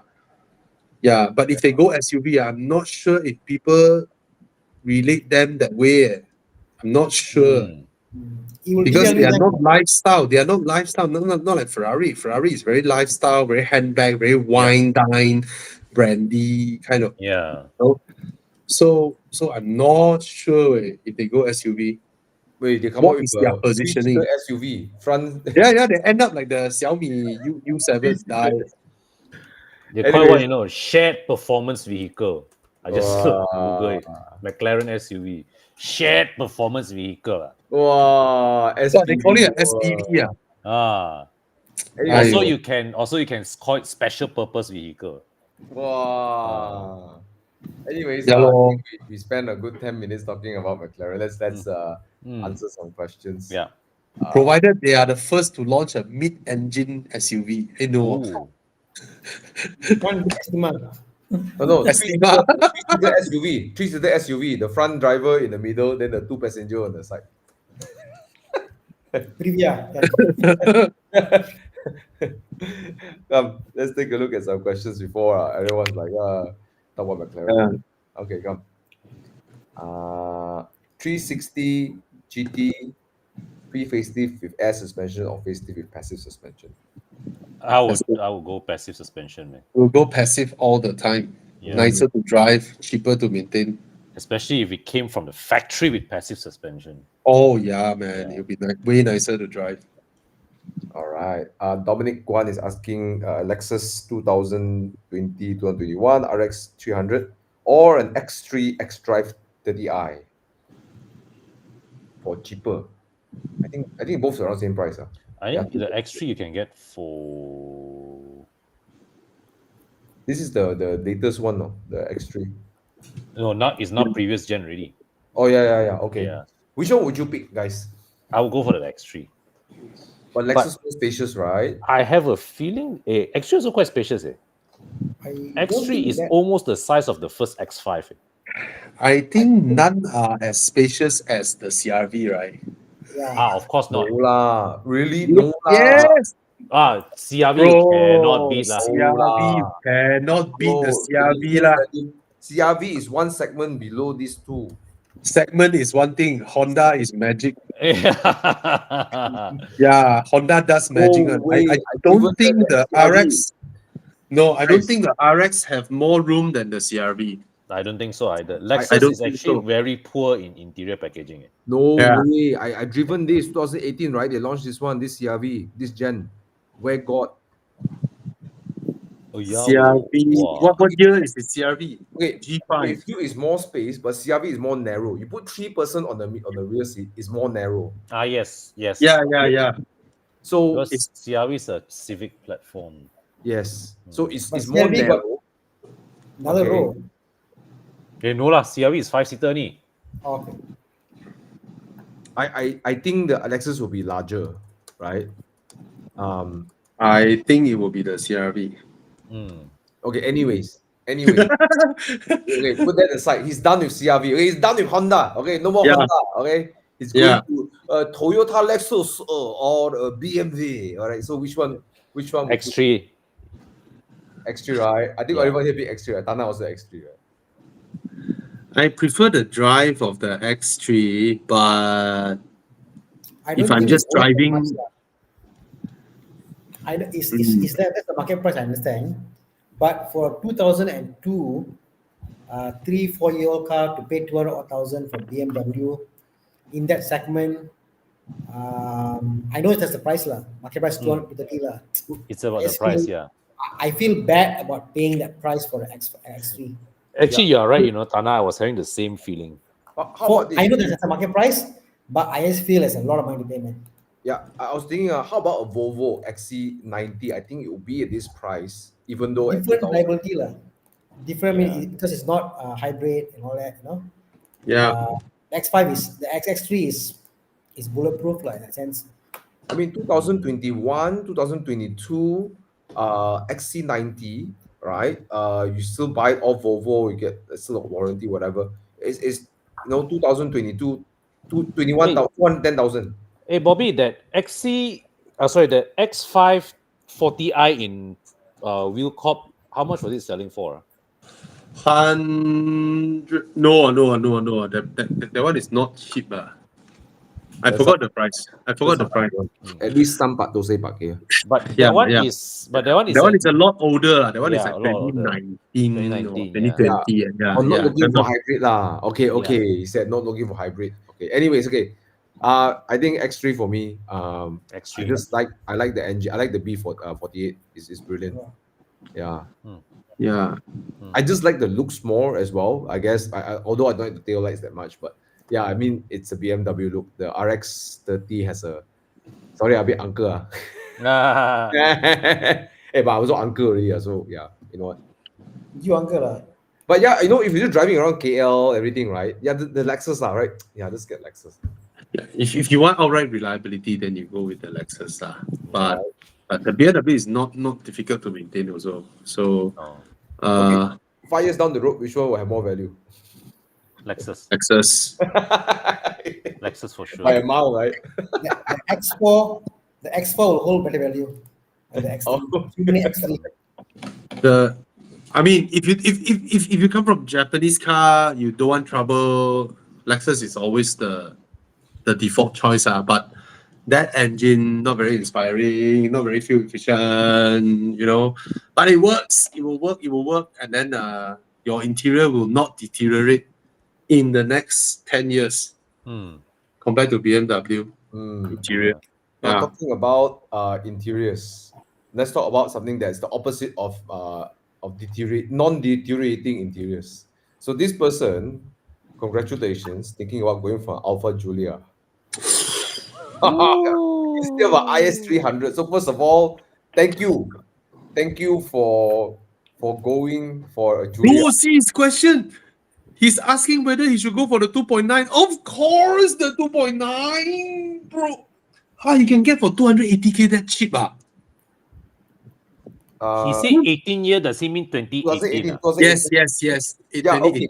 Here's what I found out. The cars before 2020, they seem to have some issues. They update the 17s are the worst because they're the first batch, 17, 18s. Then 20 saw a lot of stuff out, right? They even did some change to the differentials or whatever the handling lah. Okay, but yeah, I mean, but still, right? Wow, 2.9 I think I will go with the 2.9, 100%. 2.9 because the quadrifoglio Yes. sounds so nice, right? You know what it means, guys? It means Four leaf. For leaf, yeah. empat daun. Can you imagine? Yeah. You got proton empat daun. Or Chinese car, BYD 4叶. Hey, you romanize 4year also is still okay. What? SHIYUE. Shit, more like shit there. Shit. Yeah. Shit. Okay. Yeah, Daryl. Okay, the thing is this. It's an Alfa Romeo, you know. So, no Alfa Romeos are rock solid, reliable like Lexus is impossible. All of them will have some problems. But if you're asking whether which car would hold its value better down the road, it's definitely the 2.9. Yeah. Definitely 2.9. Yeah. Okay. So congratulations. Yes. Hope to see you joining our drive with your The 2.9. the Don't waste the 2.0. time on a Japanese car. They just go for the 2.9, okay? Yeah, go Okay? for a Be a 2.9. man. Normal. It's normal. Yeah, yeah. Okay. Planning to upgrade from Honda City Hui. to a E60 or W211. I will go for the E60 lah. But I think for whatever budget you're at, you can actually try to target a 525 instead of a 523. Hmm.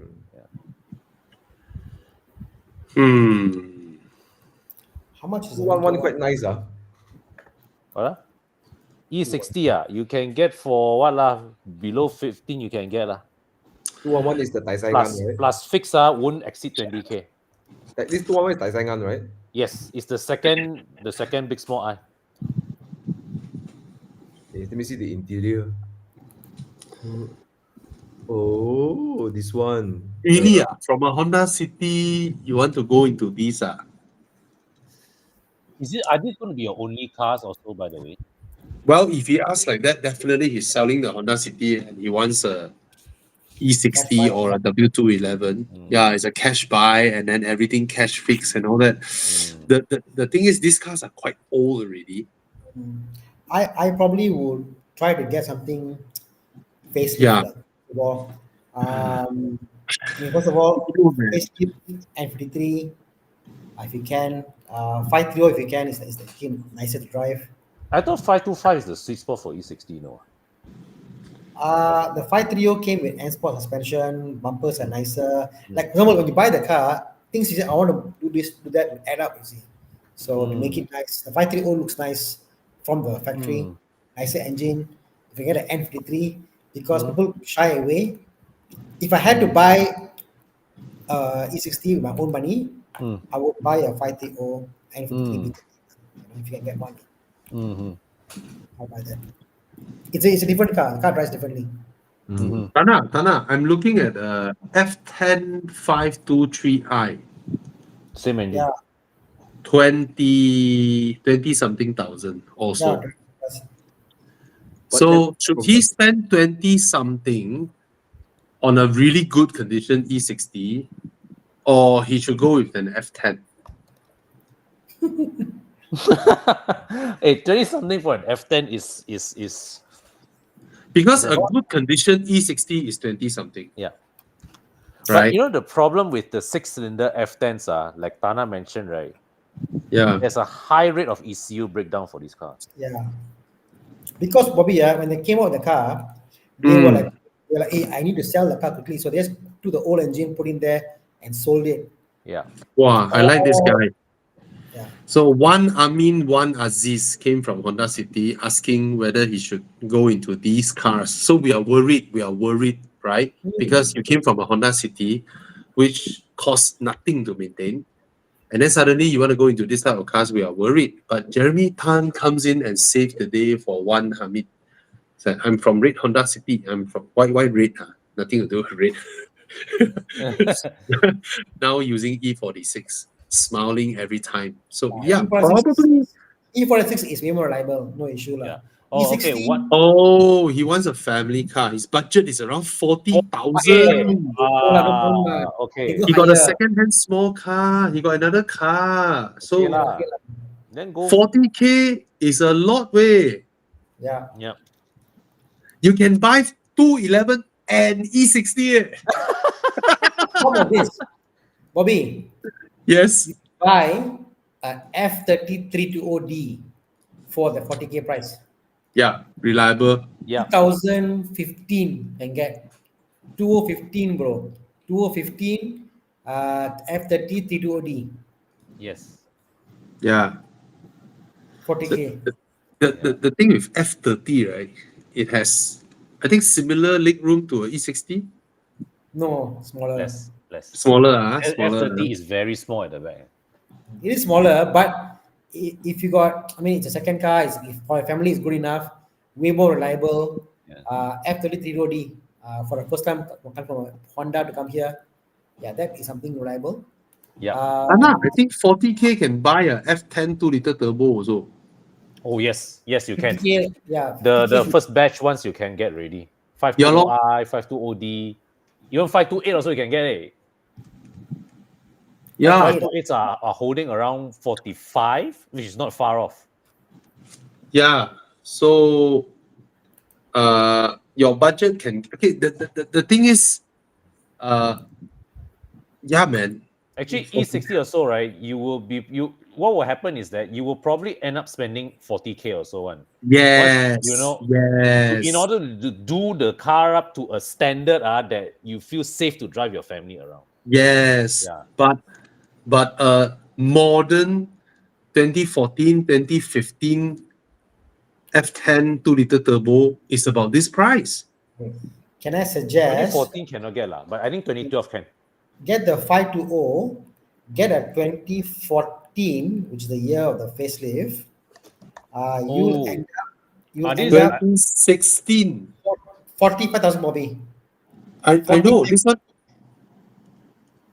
No, this one 2016. Okay, I saw. 2016. Yeah, that one is considered facelift, new interior, new cluster.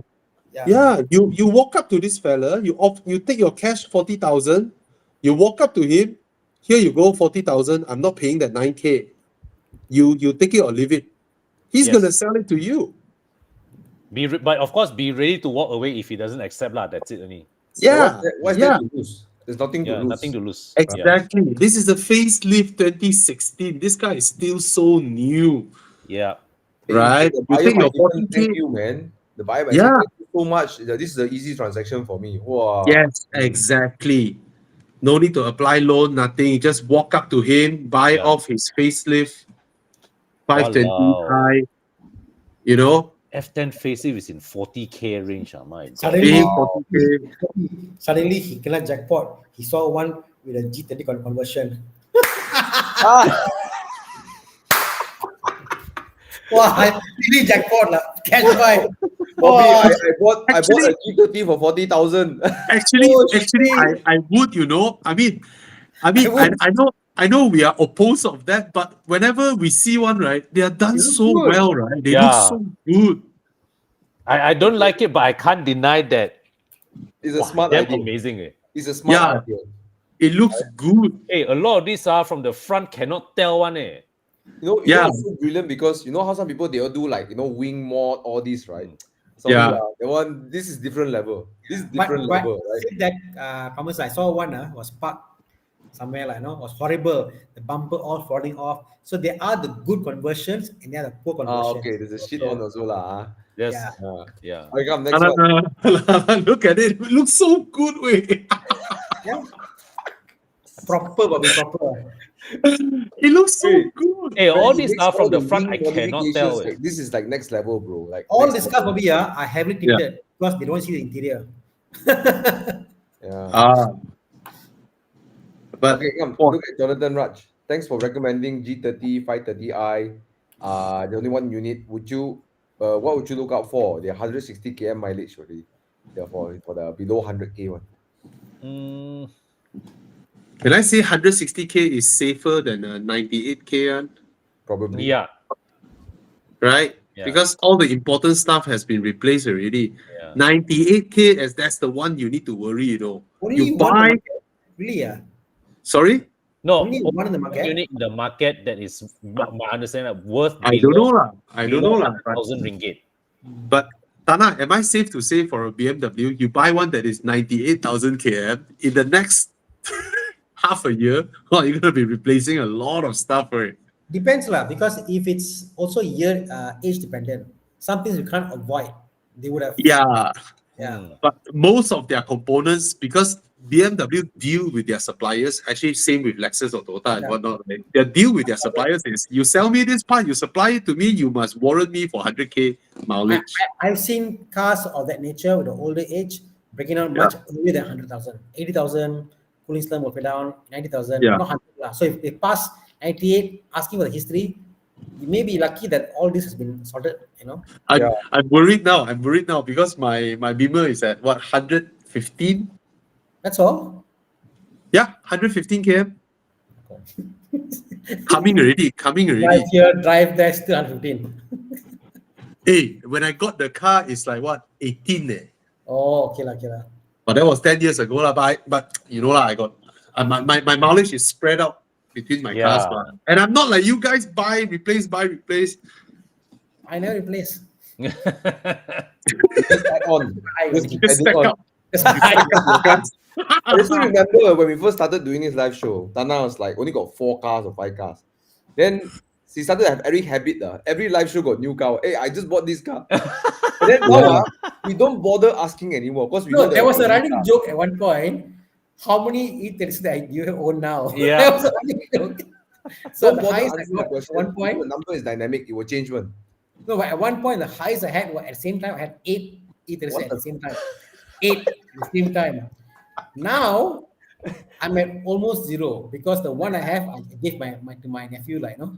So like now you have the 996 Carrera. Tana, you must show us the 996 color. Show us the color. Soon. You show me your color, I show you my color. Mine's black. What's yours? Why you also dirty Really black. Really black one. Really black. I'm talking Black car, and long. bro. Talk about Black, car. long, you know. Black color. Black color, long, you know. How was the upholstery? There's a cover one at times. That's what she What is said. the upholstery color, bro? What's the upholstery? What? Is it leather or Alcantara? It's black on black. It's black on black, bro. Is it leather or Alcantara? Bro, I mean, so far all smooth lah. Very smooth one. Very smooth. Did you deep clean it? Did you deep clean it?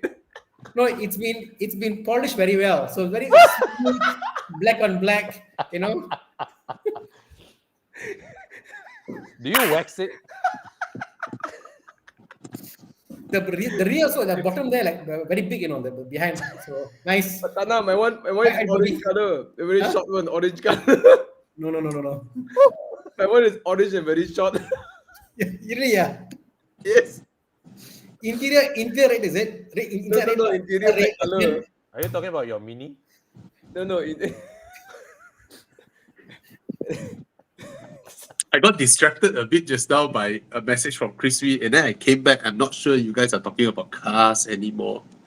Oh, we're talking about. You know, really, you see the picture of my car, you see is that true? Whatever I said is 100% true. Exactly. Not like, Because I said you show me your color, I show you my color. mine is black, bro. Wax Okay. and PPF. Come. Make sure you protect your car, okay, Tana? I put protection, okay? Put the No, plastic. I'm already married lah. No issue one lah. Okay. Okay. Okay, this one a quick repeat question. It's a safe buy. Go Yes. ahead. 2.5 NA. Go Yeah. ahead. Okay. C300 AMG with air suspension. C300 is fantastic. The air suspension might not be fantastic after a Yeah. while. So Yeah. get it replaced. Just remove the air suspension. The rear, Alright. obviously, yeah. Only The the rear rear. somehow like not really. Only the fits rear. well lah. The rear, lah. I don't know, man. I think air suspension is a cheat lah. Is something invented so that lazy engineers can move on to another thing. You see, yeah, Porsche SS I don't like. BM SS I don't like. The only SS I can live with is Volvo. Range Rover. Range Rover is good. Mercedes I don't like, so I control already. Yeah, I can't find anything I like actually. But I got a question now. If the car without air suspension also okay, right? It's not, right? Yeah. Yeah, exactly. Yeah. It's also Actually, I don't understand why they give a C300 with air suspension. It's not significantly less comfortable, right? Yeah. It's just that original adaptive suspension is always better than whatever aftermarket that you replace for an air suspension. Yeah. Yeah. Aftermarket, no matter how adjustable, they can never achieve the non-air suspension option on German cars. Yeah. I mean, Yeah.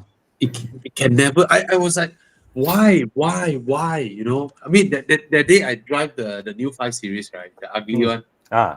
My God, that car drives so well. It rides so well. And I was like, why can't I have this on my BMW? I was asking Ivan Kong. I was like, can I take that thing and mount on my 6 Series? Then he was like, it won't work. It won't work. Everything was designed together to work together. I'm like, no. Yeah. That's the thing. So I'm still waiting for the perfect aftermarket adaptive air suspension, because I don't know why, Tana, why no one launch, let's say, KW launched something that you can fit into BMW and still use the BMW Sport Comfort. I think it's possible. You could do it. Because BMW wants you to use theirs. True, but the connection going to the adaptive suspension is not that crazy. It's just an on or off thing, And it's not worth the R&D because the model will get replaced very quickly. Yeah, but the thing is, I find that the adaptive suspension on BMW, you'll find one you like, and that one is what you always use. Yeah. You never are going to change the modes, correct? Yeah. So why not get passive suspension tuned to how you like it?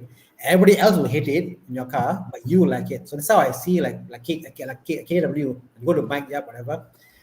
It will be catered to you, but someone else having the car will not enjoy it.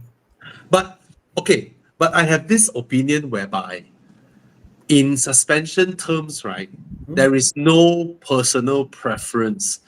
A good one is a great one, and is universal. I disagree, Obi. I disagree.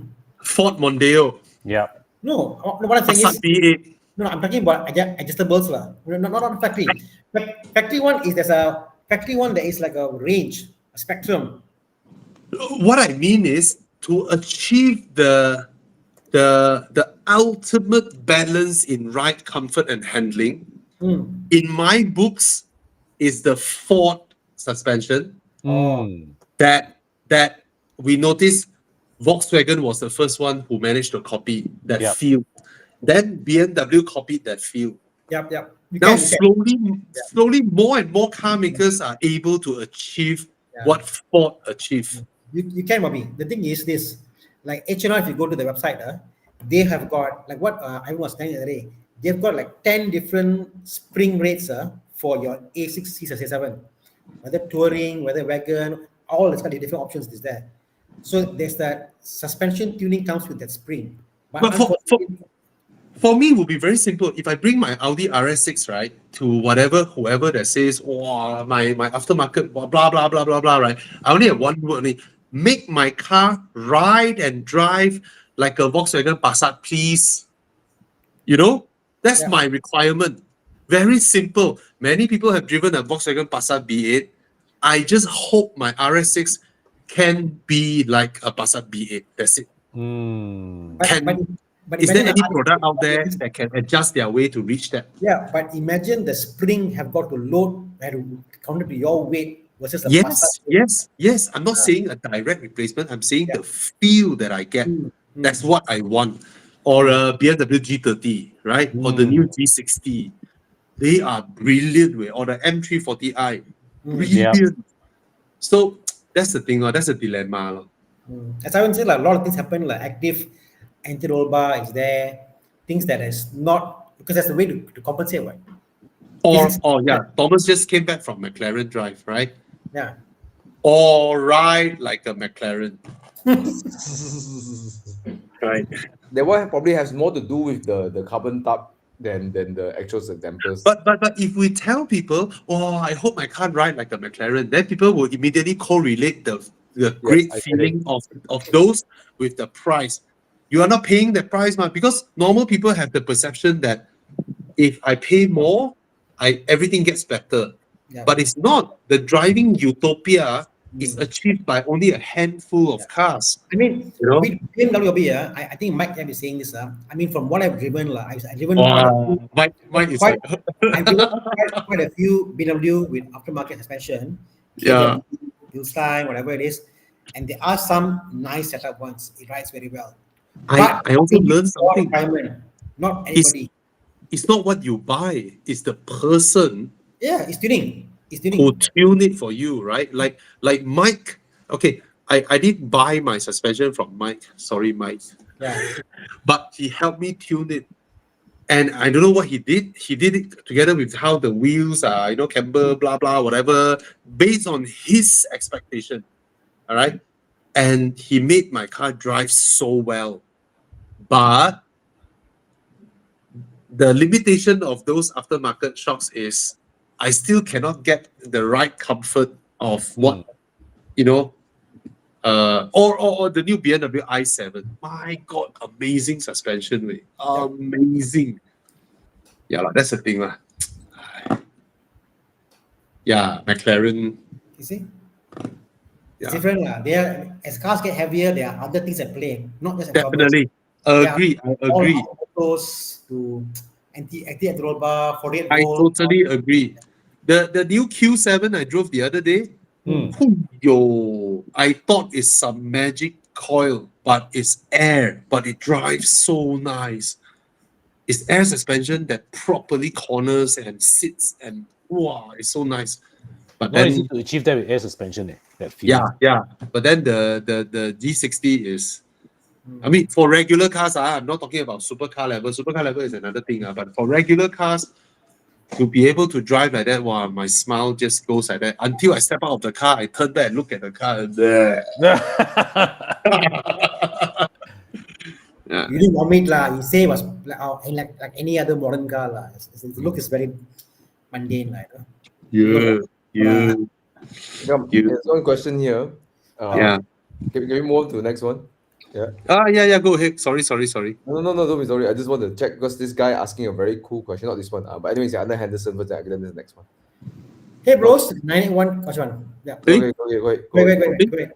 Yeah. 9. Get the 911. Get the 911. Get the 911. You are leaning more towards the 911, then go for a 911. No, it's plain. So he's worried for more long-term maintenance costs. Yeah. Okay. Get the 911. I go for the Cayman. I think they're both. Maintenance-wise, 981 is better. I mean, I agree with Thomas lah. 981 is better for maintenance, in terms of the gearbox, in terms of how fast it goes. If it's your first Porsche, 981 is probably what I'll buy. 981 C2S is when you are mature enough, you understand, you're okay, power is less, doesn't matter. Doesn't matter if it's not PDK, doesn't matter if that, but 911, the power builds up if you're okay with that. So get the Cayman, like you love it, I asked him buy 911 because I saw that it's a cash buy. Right. So if it is a cash buy, your worry of maintenance, maintenance equals money spent, ma. But right? 991 will be better maintained. I know, but the 997 will hold its value. I think the 981 will also hold about 200 now. Yeah, I mean, because the 911 got more. 911 C2S, got more takers lah. 911 got more takers for sure. Yeah. sub 200k will be now. 991. But the Cayman will be much nicer to drive, better interior, more reliable, more practical, more of everything lah. The Cayman. Yep. So if you want to just buy your car and enjoy and whack, then it's the Cayman. The 911 you have to pamper lor. And by the way, if you want a bit more power, I just sent my dad's the 91, the 2.7 to Mike's garage, and we switched to. So we moved the air filter, we changed new air filters, we do a 300 cell cat, and I felt like after driving that car, it felt like this is how the car should have been out from the factory. It is a bike. Now you drive the car, your heart will beat faster. Last time the 2.7 you drive, I don't know if you guys ever drive the 2.7. It's fast, but it doesn't give you any sense of danger. It's like, you know what, whatever. You know, like you can feel like you put your foot down and say whatever, right? Yeah. I don't know why you're right, Thomas. Sport cap or cap delete on a Porsche makes a whole lot of difference. A lot of difference. Yeah, but specifically in Mike's tuning, he focused a lot because my complaint to him is every time in the mid rev, after you go up to let's say I rev up, gear 2, I go up to 6,000, then the upshift, it goes down to 3.5. The car becomes damn lethargic. It's like, what the heck? Like you lose potong steam, you know. So it's like There's a top dipper. There's a top dipper there. very big torque dip. So what Mike did was he focused a lot on the middle part. So Yeah. the car became more urgent in the middle, and the torque difference is all in the middle. The numbers, you may see how much increased by 15 or whatever, or 35. 25. Right? Increased by But 25. really is the middle that matters the most, because when you go on a tollgate drive, or when you are in the middle lane, you go to the fast lane on the highway, you need that part, right? That's the one that you want. And I found it a bit lacking. So guys, if you are getting a 2.7 Cayman, after doing it, I wasn't paid anything. I paid, by the way, guys, I paid full price for all the services Mike's do. He didn't pay me to say this. After I did it for my dad, I'm like, this is how the Cayman should be. At least your heart will beat fast. You will be careful with the throttle a little bit. You know, like the car has to fight lah. You know, these sports car must have a bit of danger in it. You know, and the My 2.7 Aston also. Last time after 5,000 km, like the engine want to die, and then he RPM tuned it. He tuned it, and then my car now like got VTEC and then after 5,000, there's like another stage of pulling one. Wow, it's so nice. It's so nice. Yeah, after you tune my car. What's the horsepower? 590.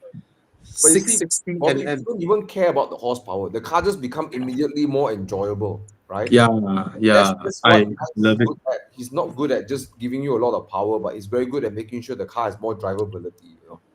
Yeah. I have a lot of faith in Mike because he didn't just give you power and then destroy your engine. He really make it like usable, very But Monster now usable. also feel dangerous now with his tuning also. Yeah, I have to pull back my throttle. Doesn't I just have flat out right now? I have to pull back. Yeah. Anyways. Tex Young, show Mike's garage, not DNA tuning. Mike's garage. Yeah, but anyways, you get in 2.7 Cayman, guys. The complaints some people have is like the car is not powerful enough, etc. Just go and visit Mike Yap. I think stage tuning is somewhere around thereabouts of 8K or 7, because you do your sports cat, your air filter, but it's worth the money. Worth it. Now the car got bite. And then the top end, my dad doesn't have the sports exhaust, right? Now the top end sounds nice. Got a bit of raspy tone on the top end. Oh, talking about sound, I have to thank Mike Yap again for my exhaust. I love it so much. It sounds so good. Sounds so good. Thank you. So guys, if you I mean, you can buy car parts from whoever, right? A lot of people sell and install for you, but Mike is the guy who help you extract performance and enjoyment out of your car. You know, he's really good at that.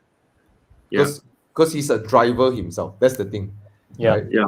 How I met Mike Yap was Evo Enduro 2019. I saw a Corrado flying down, my M235i chasing after a Corrado. Corner one tire off the ground. No?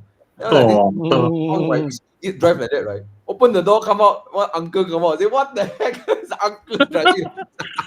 Proper car guy. Proper car guy. Yeah. Anyway, take one over here.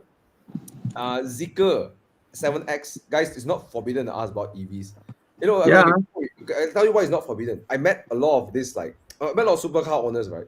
You know what they all say? A lot of them drive EVs for daily. Guys, they drive. I love EVs, man. Not for I speed. love They're EVs. like, Thomas, there is no reason why you shouldn't daily an EV. It's so comfortable. Right? It's so efficient. I don't have to go petrol station. I can go to office, charge my office, go home, charge at home. I don't have to go petrol station. I save time. I can work, right? So it's like so comfortable. No vibration, nothing. Okay. Anyways, coming back over here. Okay, Zeekr S7X or Sea Lion. I will go Zeekr 7X. Yeah, I prefer the design of Zeekr 7X, even though I haven't driven it. I've driven the Sea Lion 7. It rides really well, comfortable and all that. I just don't like how it looks. I prefer the design of the Zeekr 7X and the fact that it has a fridge. Do you guys know how important are cars to have a fridge? Imagine you buy butter and then you need to rush home because you bought butter. Oh yes. Or Yeah. you know Oh, you what? buy ice cream. On a hot day, Yeah. you can walk into your car. Your seats are ventilated because Zeekr has ventilated seats, right? And then you can take out a nice cold Coke Zero out of or San Pellegrino out of your fridge, and then you can cool your body down while you get into the car. Do you guys know that in China now, people who spend 120,000 to buy a car can no longer accept if a car doesn't come with 4 aircon seats, 2 massage seats, and a fridge. They cannot accept if you don't have that. Wow. It's crazy. Anyways, Yeah. I guys, I don't know if you guys ever sat in the Zeekr 7X, but my impression of it, the interior finish, the design, is really like, for me, right? Like if you put someone in the car and you told them they're not a car person, you tell them it's a Cayenne, right? They will probably say, yeah, I believe you, right? Yeah. I mean, all the Chinese cars are crazy lah. They're But super the well material built. sourcing is great. The materials are great. Yeah. Have you Yeah, guys ever sat in even it? BYD have aircon seats also. But have you guys ever sat in it, like the fit and finish of the 7X?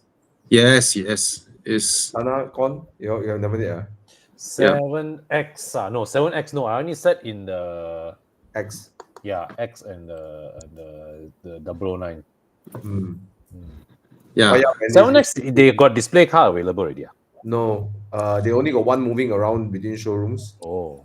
But yeah, I sat in it very briefly. Frameless doors, and you sit the rear seat. You're just thinking like why would I want a Cayenne? You know, no, sorry Porsche. But what I mean is like, you know, if you're driving in KL, getting around, you know, from point A to point B, you know, like 200K. Yep. But yeah, of course, to have the badge, right? It's scary, right? The new Xiaomi YU7 is 149,000 ringgit in China. Wow. 149. And you know, they designed that car, right, with a lot of magnetic points around the car that you can buy accessory, put your phone, and you can mount here, mount here, mount here, mount there, mount here, you know. Wow. Yeah. And then it transmits power. So they come up with accessories that are magnetized. You magnet it's like a torchlight like that, pop magnet, and then the light can come on. And then you can control it with voice control. All these accessories work with the magnetic points and they transfer electricity. Wow. All around the car. They launched a tissue box with magnet behind. Then you can put your tissue box behind the screen. It's so awesome. Amazing. Yes. Xiaomi sells other home accessories. Yes. Now they have a car that allows you to integrate those accessories to the car. So imagine you can dry your hair while going to work. No. Okay. Tana, Con. That's so weird. Hey, do you guys own other Xiaomi products at home? No. No more. Okay. Do you have camera? Xiaomi, right? They have this app, the Xiaomi app, right? Yeah. Yes. So it connects to all your devices, Correct. and you can set if then else clauses inside. Yeah, it's actually the Google Home copy. So Google Home devices, you can set, I got Google Home and I got Xiaomi device, speaker. So when I come home, they play one song. Yes. If I buy the Xiaomi light, it's nicked up, it will off the light, and I can say sleep time, and it will set whatever. Yeah. So the car is also connected. So you can set all these things, you know, like at which point you drive, until where your aircon will automatically turn on, you know, things like that. Yeah, Xiaomi has all this figured out with their whole ecosystem. It's crazy. You into the ecosystem, you don't want to leave it because everything is connected to the ecosystem. Yeah. Wow. Yeah, that's how Xiaomi approach all this. It's crazy, but they're not exporting before 2007. Anyway, I pick Zeekr X, okay? All right. Yeah, I think we missed a lot of questions, but it's really quite late. yeah, let's go into Do Where's My Car immediately, okay? Yeah. Okay, we Yeah. try to answer a few questions. Go faster, ask your questions while you scan, so we can answer your question, and then Yeah. get towards my car. All right, let's go GQ first. All right, replace my company car. Thinking of either 330i, or No, 330Li. oh my gosh, okay, Hmm. company car, family of 4, spacious, right like the house to ride the X3. I think it's go X3 forget the Yeah. 330i. Okay, right. Your second value and easier to sell your X3 than your 330i also. Okay. Yeah. Okay. What else? Budget 100K. Mugilan asking. No, buy. Prefer 4 doors. Bring family. Also 1 weekend drives. Now Oh, driving. currently 7.5. You already have a very good car. There's a good all-rounder for your family. I don't know where to go from here. 100K, guys. Yeah. What would you do? 100K. Family car. Panam, don't say Panamera, because I don't think it's a family. It's a weekend drive car. What would be a car? 4-door. I can't think of an acceptable upgrade from a Golf Mark 7.5R at 100K.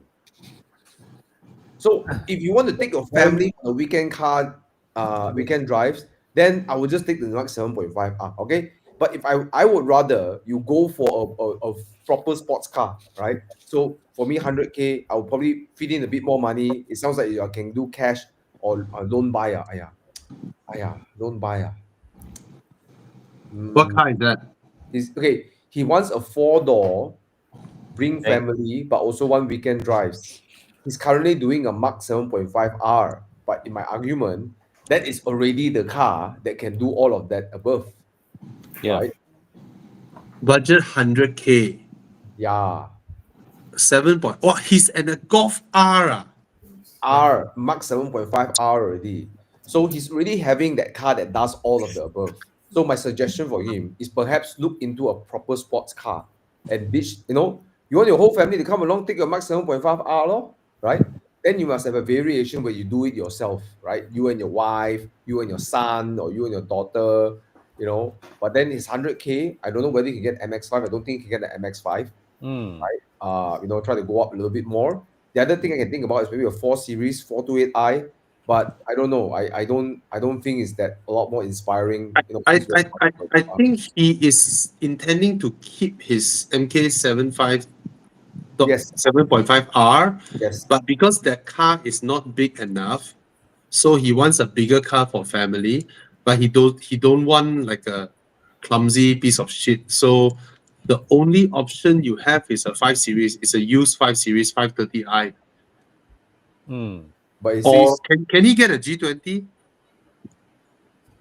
G20, Cannot get, right? G20 just haven't reached there yet, I think. Yeah. You The can only play one around that with reached the there first is batch the G20i lah. yeah. is the only the 530i reached there, right? The prices.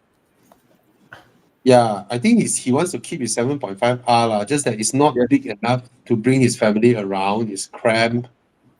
So I'll buy a probably he G30, wants. Bobby. Huh? G30 5 Series, because you're gonna keep the car. It's under loan. A G30 can do a lot of things for you, like. Yeah lor. I 5 Series. think G30 lor. Agree. Okay, G30 come. lor. Let's go do where's my car. Right? Okay. Dude, where's my car? Round one. Dude, where's my car? Ayo, so happy to see you all here. Yeah, a bit tired, but I thought I haven't been on the show for a while. Just now I suddenly thought of Greg Bajian. Oh, man. Then I went to his Facebook and leave a message. So all of a sudden, it's like it's nice, when our friends are alive. It's nice, yeah, man. Yeah. Thank you for being live, guys. Yeah, man. Come, let's have some fun.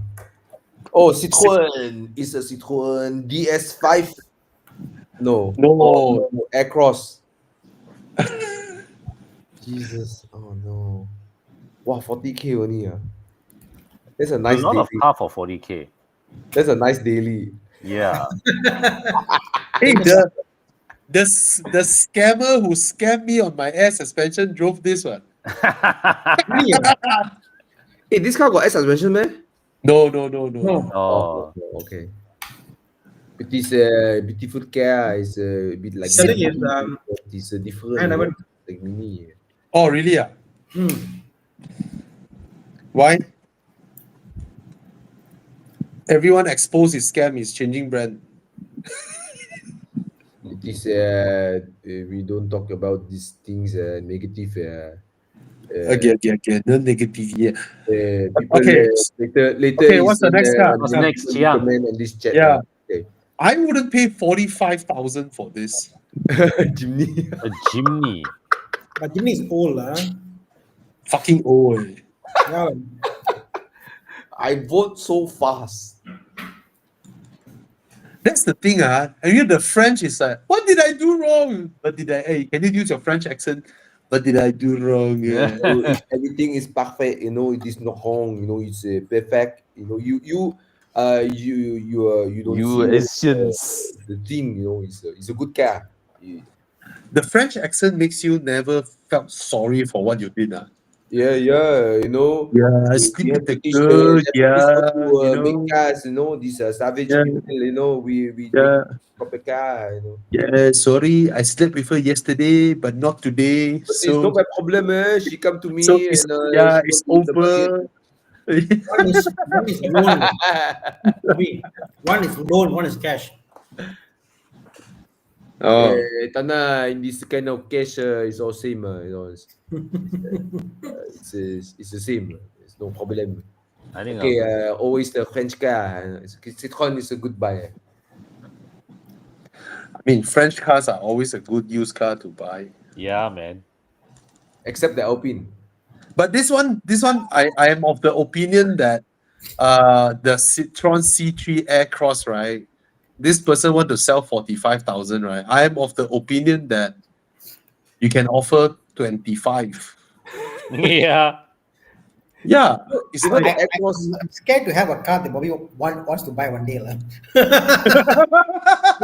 tell you what, the somehow the Aircross is what no. It's like I don't know, it feels like it's trying to be a mini, right? It is. Yeah. It's nice. It's nice, cute. Nice. They're nice to drive. All the Citroens or Peugeots, they're all nice to drive. Just there's something so emasculating about it. You the interior, you cannot tell the rear. Oh, you. Yeah, It's it's like you. different than the DS products, though. But I mean, okay, it's not a DS, lah. Okay, they're granted, but the rear, the padding of the seat is like like I don't know You. what to say. Like sorry, the train seats the seats that you sit on the train is nicer than that.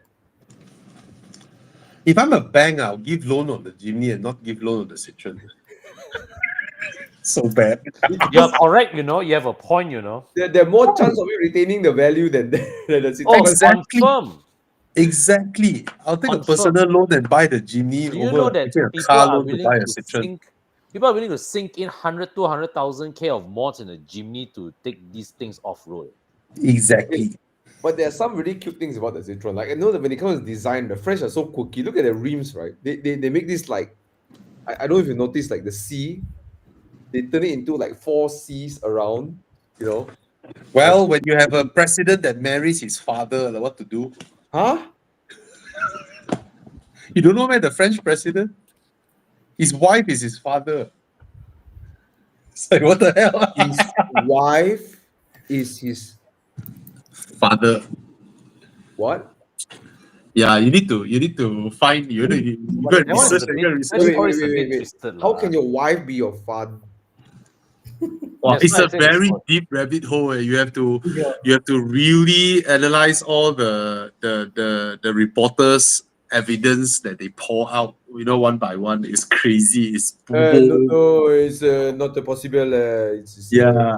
no. Yeah. Maybe Your you don't know brain about will explode. The Your brain will biology of a explode. human. It's no problem. Yeah. It's not possible. Okay. Let's Because see the result and move. must act like everything is like no sorry for anything. So. Yeah. They're fine. I don't discriminate. I love one him. day He you loves eat me. chocolate, one day you eat white chocolate. It's all same, Yeah, we love both each other. Okay. Next day, the Citroen take the ad down and Yeah. then post 25,000. Yeah. Yeah. He used to shower me. Now I shower him back.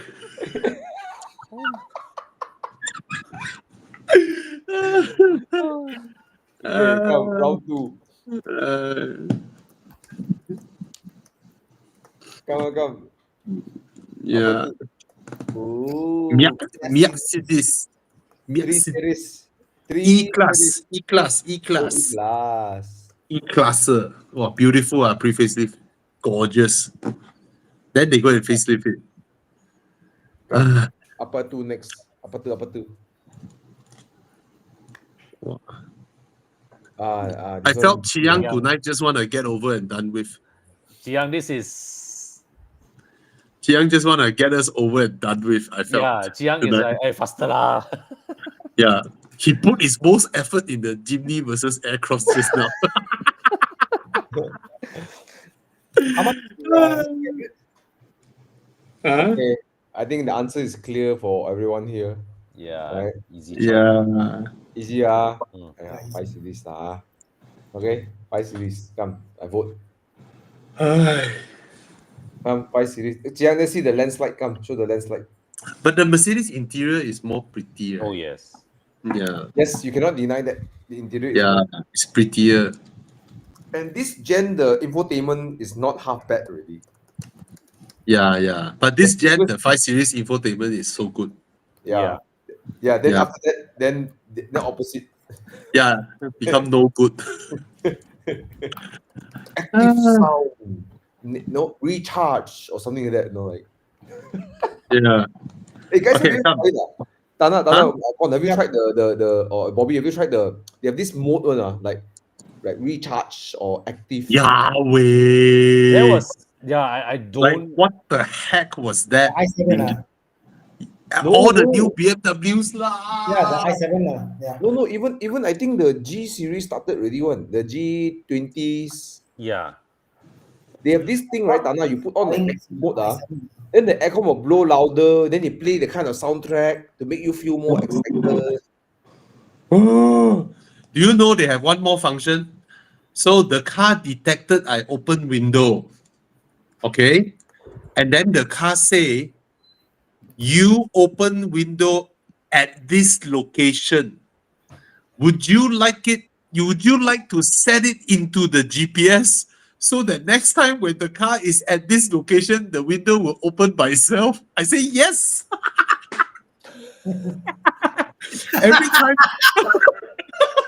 Esca. I kid you not. Which guy came up with that? Wow, let's do this. I'm a genius. Why is that even deemed useful? Yes, it decided to hook up me opening the window with the GPS. So Okay. that next time when I pass by here, the window will automatically open based on my location. So every time that thing pop up, every time I answer yes. I'm gonna confuse the fuck out of the next media who drive the car. No, you should no. You should purposely open around at the Cyber Giant near the office. Oh yeah, go Cyberjaya there, keep doing it. Oh my god, the technician kena solve. Ini apa? Kenapa ini aircon, ini window Yeah. rosak. Yeah. Something called a profile in BMW. I know. Then suddenly Bobby will get a message from Horizon. Oh, you are the one that caused this problem we couldn't solve. Yeah, but bro, how hard is it to press one button to open the window? Right. I wonder which customer survey reviewed that need. Yeah, I wish the window opened by itself. Maybe they did research to try to get more female buyers. So it's like they want to seduce a man.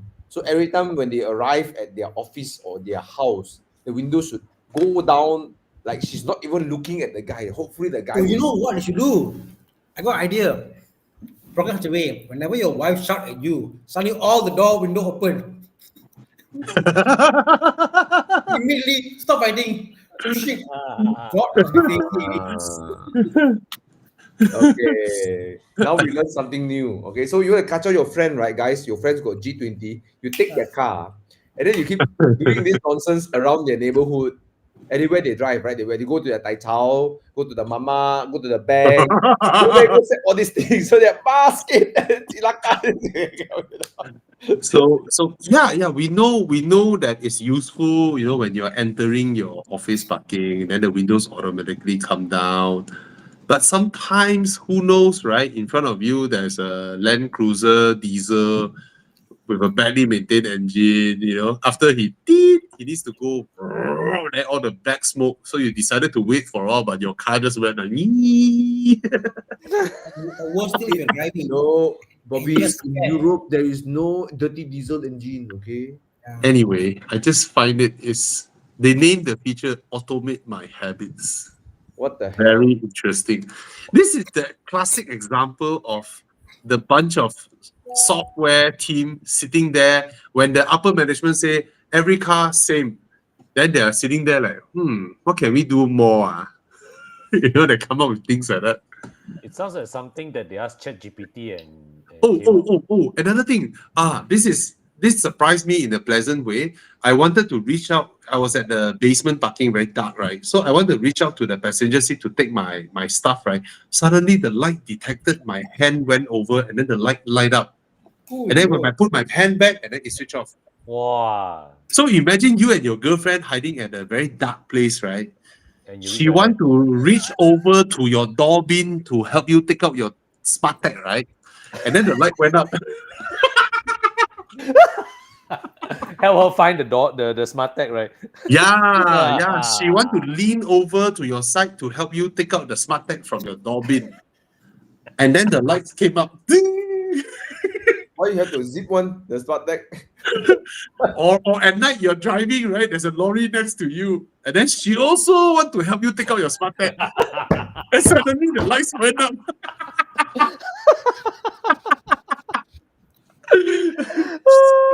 Damn funny, right? It was like, okay, interesting. Remember this thing? The volume? Yep. Yeah. Okay, be honest. When it first came out, right? It's so cool, right? Then you see people go to the showroom, right? Everyone doing this in the showroom. Everyone go to the showroom, everyone doing this. Everyone doing this in the showroom. But it doesn't work in the new BM, right? I don't know, man. They I got remove XT, it doesn't work. They remove it. I think so. Maybe, I suspect, the previous BMW, right? This guy is blasting his music driving. Then he see a police rider right in front of him. The police rider turn back and look at him and then do some hand gesture. And then he's not sure what's going on. He want to wind down his music. And then he go like this.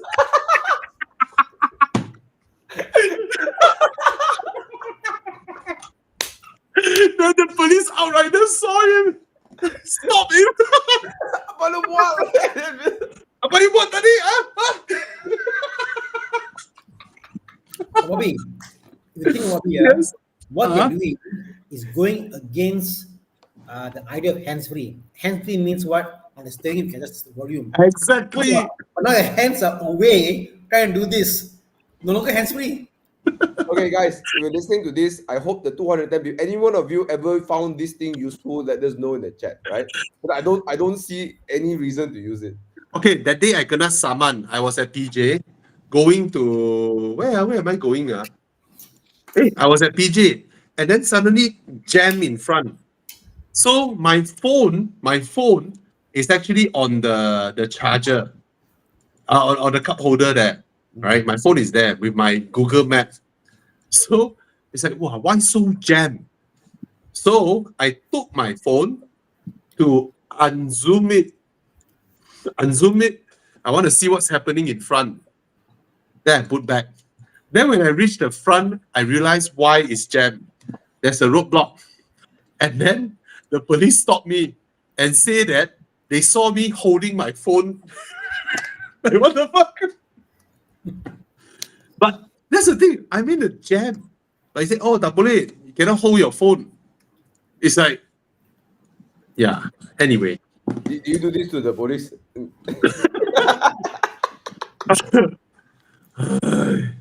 Anyway, Pergi mana? Pergi cosplay, huh? Cosplay. And this okay, is a okay, joke yeah, that next, you will know. next. If you are a Bobby's fan in Alright. 2023, you will know why this cosplay thing, okay? Alright. Okay. Ay, Round 3. Uyo. Oh, wow. 981 spike. no, No, the Boxer. why the interior so nice? This one, wait. The Jara edition. Jara edition. Oh, Yara. Oh, Yara. Boxer S Ooh. Yara edition. Is it Silver a manual? color. Is it a manual? No, it's not Oh, automatic. yes. no. No. It's No. Mercedes 4-speed Wow. or 5-speed. I don't know. Sorry. Yara edition. So what's so special about this Yara Bro, edition? buy my car, bro. 2.7 manual. Okay. Then buying this. The most Come. important, are you going to Different. sign autograph on that car or not, Tana? That will increase. Definitely, I can sign anywhere you want. Hey, If our you Evo have Club the autograph. members, our Evo Club member from Singapore, his repeat S signed by Max Verstappen. Oi. Yeah. Uyo. What? This Why is this cheap. one so cantik? No, it's a normal. Well, hey, really, guys, the 996 narrow body is so Yeah. beautiful. Yes, I agree. It's gorgeous. The narrow body is beautiful, especially coupe with the wing like that. Wow, look at this angle. Wow, way. Cantik. Come. Let's vote. Wow. Bobby, what we pick? Con, what you pick? I pick 911. This one. I don't know. 911, cantik like hell. 911. But it's not the Yara edition. Don't care. It's cantik. It's a Very 911. You, Tana, why? Why the narrow body so cantik? Tana, why? Because it reminds me of simpler days, simpler times. Why? Why the narrow body 996 looks prettier than the narrow body 997? 997 looks like a toy. Funny, I can't point out what is it, but it's just prettier. Yeah. The whole profile, don't look at the headlights. You know why, Bobby? Yeah. The front, right? The front. Yeah. You know the 993, 964. You know the front from the window all the way to the lights, right? It's a straight Yeah. line, right? So when you go Yes. white body, you lose that straight line, right? You look at this. There's this like straight line that goes across the front. So it keeps that silhouette, So once you have that white body, you break that formation. Yes. Yeah. So beautiful, the narrow body. Much more pronounced. It's much more pronounced. That hump on your light. Both the 86 and the 996 compared to the 997. I agree. The narrow body is so nice. Mike's one, the 996. So Oh, beautiful, Right. gorgeous. I think 996 prices will go up. Everyone should buy a 996 now. you know what? It drives. Sorry, the 993 driven before. Great car, okay, but I mean, the 996 has that rear engine feel without. It is so much better. It's like miles better in its engine, in its chassis. Raw. It's still raw, right? So it's a good balance of raw whilst being a better chassis and a better engine. You know what's amazing is that you watch back all the old best motoring videos from Japan, right? From year 2000, 2001, right? This car tapao the GTR R34. Wow. Crazy, right? Yeah. Yeah. Come. Let's go to the next one. Let's see. I think the landslide all 996 Yeah. I guess so lah. Wow, today Young choose all the landslide wins. Last one. My car Lelun can Ferrari. But okay lah, sometimes Chiang pick out some cars that we did not know is out there in the market. Yeah. Yeah. Right? So Lamborghini. Aventador. This car never aged. This car is. You know, it's one thing funny about Lamborghini is that they use an Italian name Lamborghini, but Aventador is a Spanish bull. So or like Diablo is Spanish, right? Aventador, Huracan. Yeah, Name of because it's the what It's the bulls the famous yeah. bulls Yeah, based on the bulls. Yeah, Aventador Yeah, is the bull. it's the Yeah, bulls. Huracan. Mm. Yeah. Yeah. Diablo. Diablo is the coolest name, lah. There's no cooler name than Diablo, the devil, right? Anyways, Isn't all Lamborghini names like super cool? Except Urus probably. Yeah. Murcielago, okay. I think Diablo is cool. Oh, definitely Diablo. What's after Diablo? What's this? What's after Diablo? What do you mean? Before Diablo? What after Diablo? What's the successor? Murcielago. Murcielago. Then before the Diablo is the Countach. Countach. Countach, like amazing. Yeah. Countach. Yeah. Then around the era you have the Espada. Oh yeah. But Yeah. look at this car, guys. And before we move on to vote, right? Just look at the shape. Oh my god! Like till today, It's- right? It's beautiful. This car would never age. This car will never age. So McLaren has the supercar price for hypercar performance. The Aventador has a hypercar look for supercar price. Yeah. Yeah. I mean, really. I mean, you can spend 2 million and park next to a Pagani. 20 million Pagani. You won't Yes. look out of place. Yes. Hey, you park a 812 there. 812. F12. F12 Yeah. St. John ma. F12 is Yeah. this one. They totally don't match. Like the F12 or what, right? You can park next to a Rapide or something, right? But you park next to a Pagani, you're like, hey, move behind now, eh. You know? Every year. Yeah, but Aventador, you can park next to what? LaFerrari and all that. Yeah. It's amazing. It's a Le Mans car. It looks like a Le Mans car. So in Malay translation is Lamborghini Aventador super banyak cepat coupe. Okay. What the hell? Super veloce, very fast. Okay. Super speed. Okay, come, let's go to the next one. Oh, there's the Miura as well. Mayap said, yeah, the Miura. The first mid-engine supercar. Together with the Alpha 33 Stradale. Oh yo, Wow. what's this? Wow. What is that? Yo, I love this one way. I love the way this one looks way. Oh, When this is like real Batman car. This is like a Batman car way. So cool. this one is, oh my God. Okay, Look at the design. okay, I've made my choice. Right? So fast, Yes. right? So fast. You know, I always saw this in like pictures and whatever, right? And then one day we did that morning drive with Darren, the V12 day, right? And then I was reminded how freaking cool Murcielagos are. Oh, yes. Because I was driving next to them and behind them, and then the thing just go whoosh. I was like, what the heck? Yeah. Looks like a Batman car, Yeah. right? Holy Looks shit. like a They should package have- jet. They should have kept that thing, the thing that opens up. They should have kept it. It is so cool. So cool. But it breaks down. Yeah, whether it's manual or auto, don't matter. That whole thing, Yeah. right? Oh yo. Fuyo, Murcielago. Mm. That's what I love about Lamborghini's design, Murcielago. right? They really know how to do something that's so memorable. Like even the Aventador, they design it to the point. It's like even today, people still want to buy this Yeah, car. man. Totally. I mean, the SVJ now is trading for 2.5, 2.6. You know, my God, like a 2000, SVJ trading for 2.5, 2.6. Look, 2002, this car is going against the 575 Maranello. Yeah, lor. Maranello. Hey. Gorgeous way. And then the Aventador lasted from when to when? Lasted from 599 all the way to 812.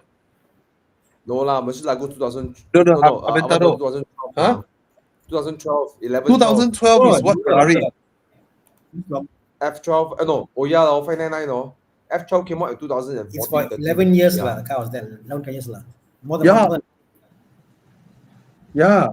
So Avantador came out at the end of 599 production. Crazy, right? And still look more attractive than the F12. Yeah. I mean, okay. I mean, personally, I like the F12 look more, but you can't deny that when you park these cars on the roadside, the eyes all fly to Avantador, right? Yeah, Be it man. black. You know, like about Avantador, right? They can wear so many colors. They can wear like bright blue. It can wear electric blue. It can be like green. It can be yellow. It can be orange, black. It can be any color, Yes. right? And it's so freaking cool. Yes. Whereas Ferrari is a bit fussy with the color. You gotta pick the right color for Yes. the car.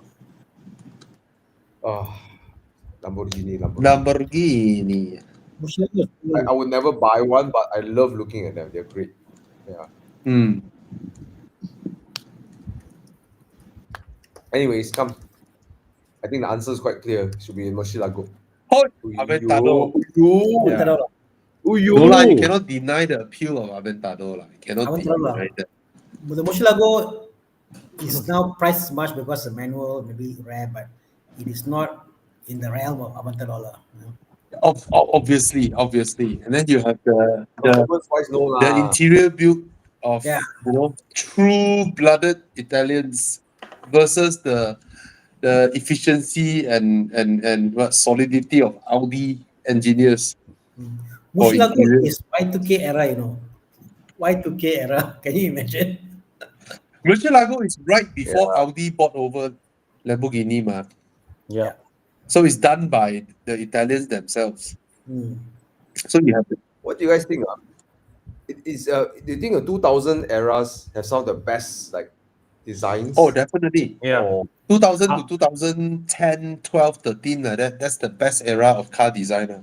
Cars peaked in that era, man. Modern cars, when it comes to modern cars, you don't go back to the I never think about 1930s. cars made in 97 were all groundbreaking. For some reason, for me, that year sits well. 97 cars, all of them, think of what happened that year. The cars that was there, everything was just cutting edge before 2000. After that, it was a copy or tail over. But for me, the 97 is kind of a sweet spot. They try to be different. They try all the rules are gone. So Yeah, post 2020, I can't say a lot of cars have like a memorable design, like the Murcielago, None. right? Nothing much. I mean, they're beautiful, right? You look at 296, they're beautiful, right? You look at what's the newest Ferrari called? What's it called? The fact that we are The one we are replaced scratching our head to think it's saying 12 something. cylinder. No. No, the one that replaced the Roma. Yeah. Oh, the Amalfi. Amalfi. Amalfi. Amalfi. I know the name more because of Amalfi Jets. Oh yeah, Amalfi Jets. Yeah, I follow their TikTok also. That's funny. Yeah, I follow it. But I wonder what would the Portofino replacement be called? Another location, another city. No, Bologna. Portofino. No more, ma. Portofino segment is replaced by Roma, ma. Yeah. Oh, really? So now they got the Roma Spider and no more. Yeah, Portofino. no more. All locations. Oh, sad. That's sad. California. Yeah. So Italians, they name their cars over cities. Can you imagine if like British car name their cars over like their own Aston cities? Martin London. Aston Martin Cambridge. Do you know, right? Oh no, Aston Martin Gaydon. Do you know, right? Ferrari's last ever manual car was in their lamest car. So they celebrated the death of manual in the California. What's that? California. Okay lah. No lah, California isn't a lame car. Lamest lah. I mean, no Ferraris are lame one, but it's the car that people think the least driver focused Ferrari ma. It's more for like the 550 is less driver focused than the California. What's that? 550? Yeah. No. You see, the California is seen as like the entry level, first time Ferrari owner Ferrari. The hairdressers Ferrari, kind of right? material. But Yes, the yes. manual lived its last leg in the California. Okay, I get it. If it ended in a 430, Yes, okay, yes, right? exactly. But it ended in the California. So it's like, huh?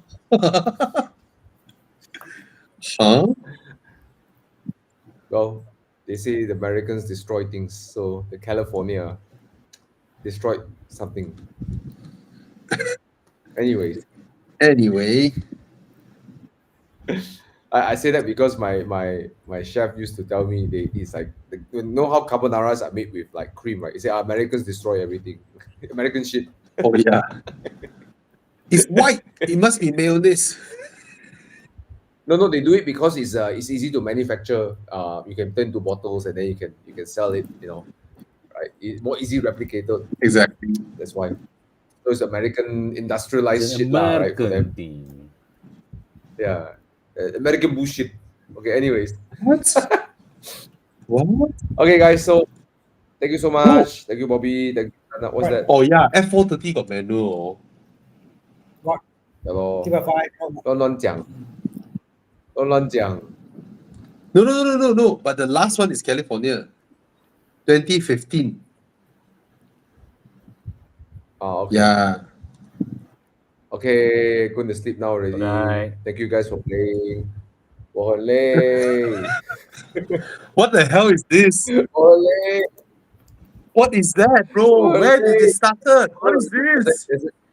There's an influencer who did it. He did this 我很累 thing, alright? So over the weekend, me and my staff, them everyone keeps saying 我很累，我很累. So you know what? I just started to do 我很累. That's it. And then become this annoying thing we do every day. Oh my god. Okay. 我很累。 My God. Okay. Okay. Sorry, Tana. Good night, Sorry, everyone. sorry, Tana. Okay, guys. Good night. Good And night. as Good always, if you're buying a used car, you need someone to help you keep an eye on it. Contact Tana, and then of course, Con is now a big time used car dealer. No lah. No, the smartest used car dealer. Who Right. don't? You don't need your own stock. Yep. Everybody's stock is your stock. Yep. Right. Yep. Yeah. And then of course, if you want to join Thomas, Yep. for some how to keep it 100. Yeah, contact them, And if you PM want them. to, and see, on serious note, guys, if you know Bobby runs the advertising company, if you have any Yeah. products, launches, you need ideas on how to get your new product, or maybe you get more consumers, get more exposure, more eyeballs on your brand, you can talk to someone whose name now is called I Have No Voice. I just saw that. Yeah, wherever you work, if you want more business for the company, yeah, just hook us up because we'll be able to help you grow your business. Yeah. All right. And lastly, if you guys Yes. looking for a cool place to hang out, our friend TJ has also opened a very nice cafe in PJ. Cafe. Yeah, Yeah. cafe. Haven't officially Boleh. opened, huh? Opening. Oh, still. Yeah. When is did he say when he's called when is Pink when is he Opening. open to business? Open for business. When is what? Sorry. When is the doors finally opening? I think in a few more weeks, they are doing up everything. Yeah. Nice. You know what would be cool, Bobby? We, once in a while, not all the time. Yeah. We do a live, Yes. Oh yes, Yeah. let's do it. Yeah. and then with a live audience, Definitely. right? Yeah. Once doing in a with while. that. Nice. With that wall, that feature wall of it is damn cool, man. With the 911 Yeah. hanging on the feature wall. I will dance for Yeah. everyone. I will dance. 我很累. Yeah, dance. You say one, huh? Yeah. So they're gonna have okay. Let me tell a little bit about Cafe. It will also be the home of RWB KL. Nice. Basically, if you want to order your RWB, Cafe is the place to go to. Yep. All right, this is where you meet them, and then there's a section where they park their RWB cars in there, and then they also gonna have a section where you can buy RWB merchandisers, and then there's also a place where, because they use this coffee machine called La Marzocco from Italy, so they have a La Marzocco experience center where you can learn how to be a barista, how to do the coffee stuff over there. And they also have a tiny Italian car parked there at the La Marzocco section. A lovely, lovely Fiat 127 Abarth. It's going to be there. That one is quite rusty. I tell you, you know why? Because coffee is a very good antioxidant.